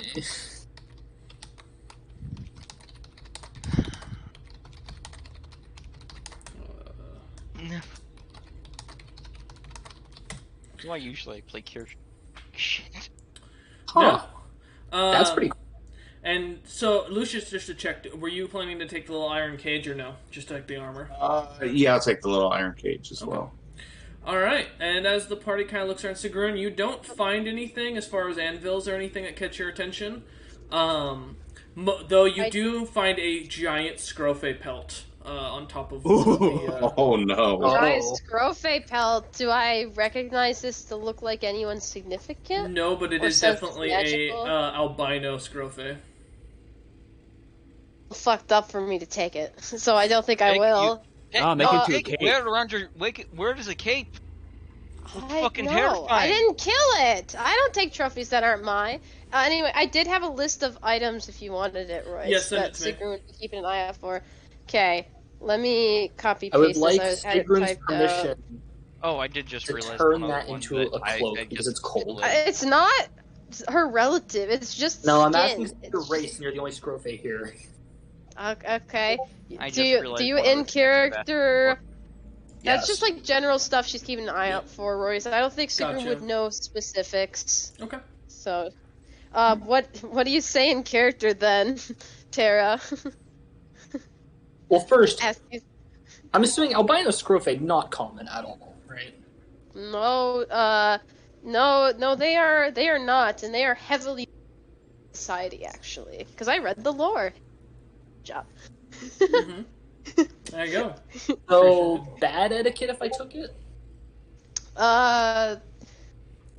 Do you ask? I don't see a plaque on it. Yeah, I mean, Sigrun, if you ask her, Sigrun would look over and shrug and be like, "These dead scrofe, not the relative. I mean, not mine to say if you give or take. If you're wondering if it's special, I mean, they hold in our culture. That is for sure. They are, fuck. What is the nickname? Fuck. Hang on, I gotta look at the lore again. They have a name. While you do that, I'll bag this up. Okay. As you Where bag is the it? Where is it? scrofe pelt. Okay. Where is it? Where is it? I'll give Maya a second. I gotta run to the restroom anyways, I so... read it and I just didn't memorize it because I didn't think the albino shit would come up. Hang on, wait. Well, don't worry. I have an albino scrofe, and I'm gonna turn it into fucking light armor. How do you pronounce that? The Inanna, right? The blonde? Well, Maya, I'd like to apologize. This is gonna become my new set of light armor at some point. Oh. So, No, there is no belt of Dragonhide belt. Oh well. DM's not here. DM said I have Yeah. something. I was gonna ask if the pelt had the hooves on it. That makes a difference. I was like, probably not. You can ask. It might. Well, I if never it's know. a bear pelt type deal where they just have like the paws attached still, that's what I Yeah. was picturing. Yeah. It's an important discernation, and if Sigrid noticed, she would point it out to you for reasons related to the lore that she would know as a Scrofae. Very I was much. gonna say, if I'm making armor, I don't need the hooves. I need to keep those for it. Well, you might want the hooves, depending on. I was saying, yeah. You'll see. You'll see. You'll see. If it's on, you'll see. If it's I'm not, not gonna do this thing for a while. Though. Roy's question. One sec, gotta grab Does my the water. pelt He said, "1 sec, wait." He's way in back here? He's way in the back. Murder. Listen, Way you know back it's in a the D&D distance. session when I go through 3 glasses. And yeah, out of game. Since I'll leave quickly after. means we I'm get finished. concentrating. All right, what's That's your why I question? was. The pelt, does it have the hooves on it still? Yes. Okay, Sigrun, as you're asking her about the pelt and going to put in your thing, she would, look to you and be like, they are the Inanna, we call them the blonde. The hooves, you might have interest in, if you're going to make use of it, I don't plan to touch this. And she gestures to, I'd rather not, but I know you have an interest in the magics. They, can touch magic items and rare metals with their bare hooves. They're known for smelting and jewelry making. It's part of the magic resistance and such my race holds. They might be of use. Would the pelt also provide magical resistance or no? I don't know. We've not really tried to see if our dead retain resistance when dead, but I can only assume the hide would still contain such property. It is hard for me to say. We don't is- exactly wear our dead. Yeah, fully why I wanted this. I want anti-magic armor. Yeah, that's what I was about to say. Wouldn't that be so great for armor, like magic resistant armor? Just Yeah, undermine my character being special. You just Look, man, a rogue with evasion. I have evasion, and I could do this. that's oh This is god, amazing. that's fucking. Okay. That's It's gonna terrifying. be like no pelt. And Lucius, other than that, those items, you don't find anything. Hawkins, same for you. Sigrun, nothing seems to catch your eye that's worth your while. And then, yeah, same for Terra and Temidar has already found what he could find. That's Yeah. Kyle, Trinidad. Yep. I'm going to turn towards Hawken and again in Elvish, just be like, "Do we need to move?" Absolutely. In Elvish. What? Oh yeah, I don't speak. I Elvish. will also say The with hell your are you passive saying? perception, Lucius, you can smell blood coming off of Hawken. Okay. What did you two do? We should probably be making our way out here soon. Oh, but the training grounds and such. I was going Yeah, too I was far. hoping to possibly at least study their movements. But my I don't think we need to be here any longer. Why? Are you not having fun? No. No, I was not, gonna- I am not I'm having thinking, I'm any guessing fun. it's a Sitting there, crime. Hawken. Temedar's gonna stop. I'm guessing you did something. I'm gonna guess it's a crime by your body language. So yes, let's leave so we don't get it You pinned out. suddenly hear a shout from the entrance go, "Anybody around?" In Giant. I'm just gonna stealth. I'm gonna Oh stealth yeah, slow. we're in the vault still. Back in Giant. Alright, they're in here. Get the guards. And you suddenly 25 start to hearing hide. marching. Okay, 25. Oh, they must be for the phones. They're Wow, assembling Lucius. people. Real hidden, Lucius. Alright, 22. Okay.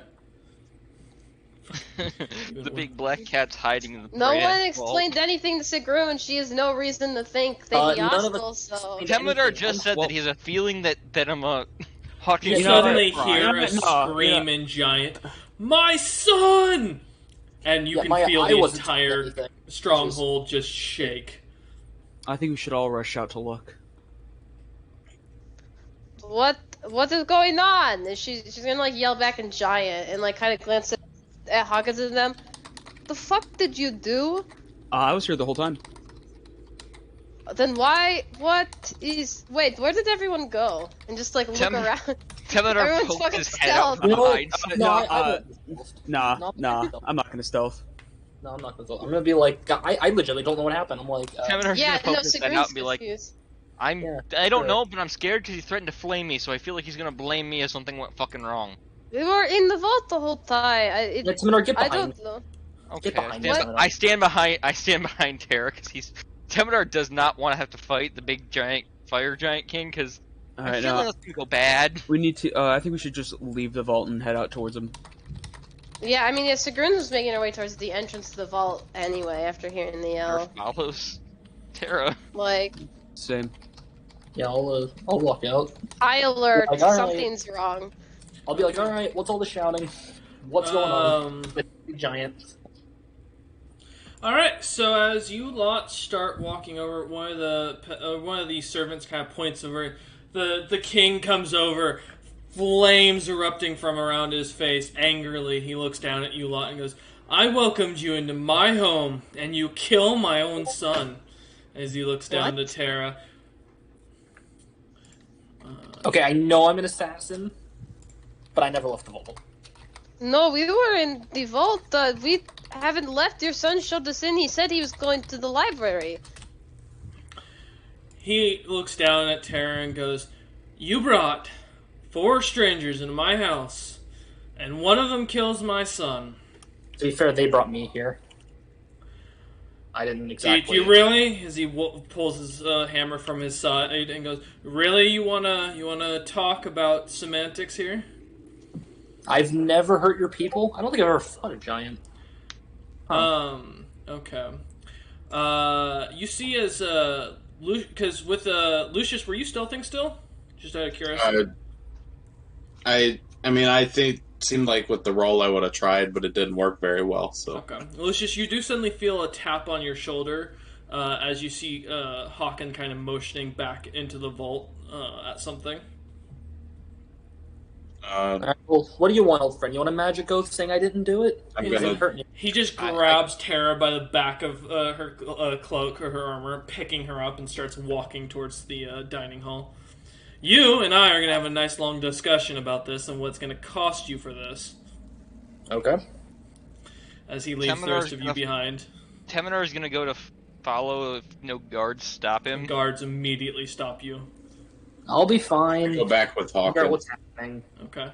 Sigrun, I'm sticking with you. I don't feel comfortable because I have a feeling that he What? doesn't like me much. Trouble Okay, everywhere. did you? Oh. I wasn't paying much attention because I was reading things to people. Did you see anyone leave the fucking vault? No, I And was she paying did- attention to the history as well as all the fucking gold in there. Lucius The is... Amazing.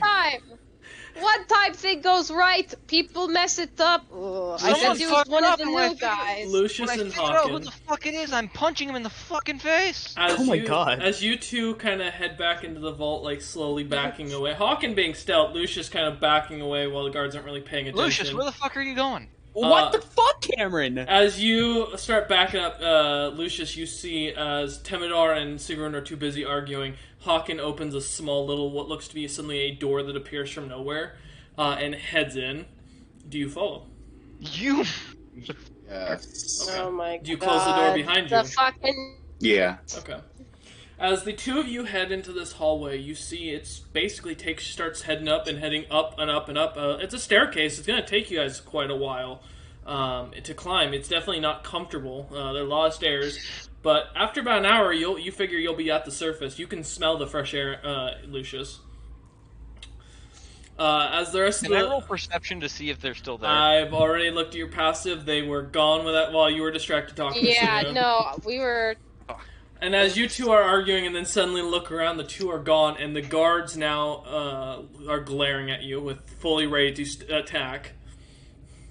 Oh, great. So the two newbies that just decided to join us, we didn't do any fucking background checks, No, and now they're just, gone. just blame it on the humans. Guards, if you are looking for murderer, it's not us, but the ones who probably did it are probably gone by now. Just The guard heads looks up. at you and nods and says, "You know what, you're right." He goes to shake your hand. Okay. Temidor's Can gonna I insight the check? hand check Insight, first. yeah, insight Yeah, the feel hand free. check. Yeah, incite him if he's telling the truth, if he believes that you're right. Yeah, It's a no. Temidor, yeah, you I believe got a he's nat telling... 1 plus 2. So Temidor, you realize he does believe you guys that the humans did it. And as he goes to shake Sigrun's hand, Sigrun, he seems to be telling you the truth. Okay, she'll kind of see. It seems a bit weird for the situation, but I don't think she knows. She'll go to take his hand. She doesn't want to be rude. He goes to shake her hand, and you hear a click as two things of chains get locked onto your arms, Sigrun. Yes, And that then the other one looks at the other guard, just grabs Temidar, like trying to hold him. Temidar is going to flip out. Oh, I thought it was. Book it. How did they grab Oh my my other arm? If God. it was just the one. he's pulling. I didn't say he put both your hands together. You're clamped onto him. Oh. You do Oh, feel okay. you do Back feel off. all of your magic draining from you, Sigrun. Oh, great. Timidar's gonna flip out and back off. He's not gonna leave the room, but he's gonna be like, "Whoa, whoa." The man looks at you. The giant looks at you and starts speaking in very broken common. You die, or chain. I do neither. Temidar. Oh do my nothing. god, Temidar, Cameron, we're you're gonna getting fucking fucked get killed. You over. see the It's Cameron, the your guard mother's that's been discussed holding Sigrun or has Sigrun chained and literally puts his sword to Sigrun's throat and says, and starts speaking again in broken common. Choice: die or die. Oh god. Buddy, she's speaking giant. No, if it's not going to work well, I call it out. Temidar, fucking do it. We're getting screwed over. Don't make a hassle. The giants are If I doing their ever see job. those fucking two again, I'm killing both of them. Yep. The guard comes over, kind of waits for Temidar to put his hands out. Temidar puts one arm out. And the guy grabs the chain and locks it. Immediately sinks to your, or kind of shrinks down to your side. And now immediately you feel as your hand is now stuck to him, as the guy's kind of pulling you around, and they go, At least I have no magic. "Yep." So You guys are dragged down as you are brought off to a side hallway and taken down deep underground and put into a little dungeon where you guys are both chained to the walls, still without feeling magic. So does that mean my magic items aren't working, or just like my divine fury isn't? Correct. No magic is working currently. I gotta unattuned stuff again. You don't worry about it, Sigrun. Not unless Okay. you plan to get into combat all out of nowhere. I mean, I just didn't know how stuff was Can I going. I was try like, and I just pick the added my lock? bonus again. You can. We will come back to that. Go ahead and roll that in the background. If you have proficiency with thieves' tools. If you don't, you have to roll. It'd be a d20 with your proficiency at disadvantage. I was thinking you'd be sleight of hand for that. No, for picking a lock, it's going to be thieves' tools plus proficiency. I don't have these tools, nor do I have proficiency. Then that's you are not picking the lock. Okay, so as we jump over, Terra, you find yourself sitting in front of the King Suno, and he just kind of looks at you and goes, "All right, you have two choices. You can either pick one of your compatriots to die, or I can kill you. You know how giant politics works. Someone's blamed, someone dies." Question first. How'd the kid die? There's a hole in the back of his head. We guess by some sort of blunderbuss, similar to what artificers have been noted to use, or a crossbow bolt.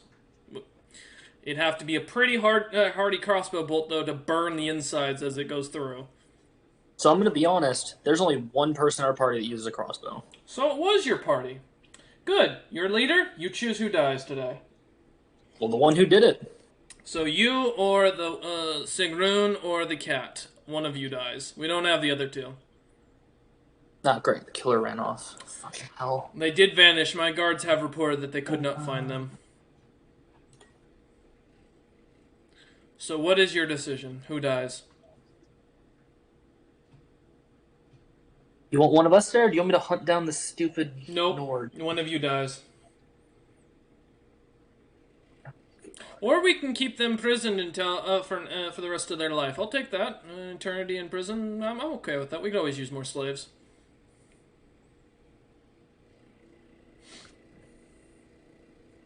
I don't want to kill either. Fuck. Well, out of Gambit about there. She's selfish. I ain't dying here. I Do I figured. murder Maya or do I murder Cameron? Oh no! I Either way, will the next character I have will be understand- killing one of those two fuckers. No, and Temidar's her son. If you've got to make the call to, Sigrun. The king looks at Terra and goes, "You can also for your bodyguard who we've locked away." I know you mentioned he was precious to you, so... Oh no, the champion! Don't do it. Take me instead. kill the NPC if you have to. We're gonna Do hunt I get them to keep down. a sword at least? No, his items will be left here, but you get to keep what you put in your bag of holding. It's not magical anyway. Alright, just make it quick on him. He nods and goes, "Fine." He takes out his maul and grabs Terra's hand and slams down as hard as he can, destroying Terra's left hand completely. Yeah, fair enough. Oh, God. And he goes, "Your payment has been paid out, and now your champion will always know that you plan to kill him. You'll be escorted up to the surface. You will not be allowed to return to this city." Wasn't planning on it. "Good. Oh, by the way, that hand won't ever heal." He smiles. And he puts his hammer back on his back and goes and snaps his fingers. And suddenly, Sigrun and Temidar, you find yourselves in this dark dungeon. The sounds of water kind of creaking or kind of splashing somewhere off. A little rat squirgling by, and immediately, suddenly, you find yourselves unchained and standing next to Terra, who is sitting at the dining hall table with a very busted left hand, just completely destroyed. What's Okay, happened? I'm Did you definitely catch killing them? Hawken now. The king looks at you down at you lot and goes, "I'm letting you live because, I owed enough favors to someone that they would have called it in to keep you alive," as he looks at Terra.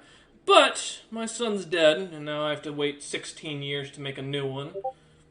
You without a hand, I feel like it's a fair price to pay. No more shooting bows at beholders and all that," as he smiles at Terra. Oh, the beholder started it. Don't kill my pets. Now, you'll be... I thought this was the link. Yes, it is the beholder's fault. Yes. I mean, it did attack Oh, me. you It didn't do anything. should hush. He looks at you lot and says, Oh, "Alright, you're... you lot are welcome to leave. And I will be escorting you the same way your friends left," as he smiles. Perfect. That means I can catch up fast. And that is where we're ending today's session. Thank you all for watching. I hope you enjoyed, and we will see you guys in 2 weeks. Because remember, there will be no D&D sessions next weekend, and we will have a Monster Monday session tomorrow. So thank you all for watching, and we hope you've enjoyed this session and the amazing sacrifice the players make. We will see you guys then.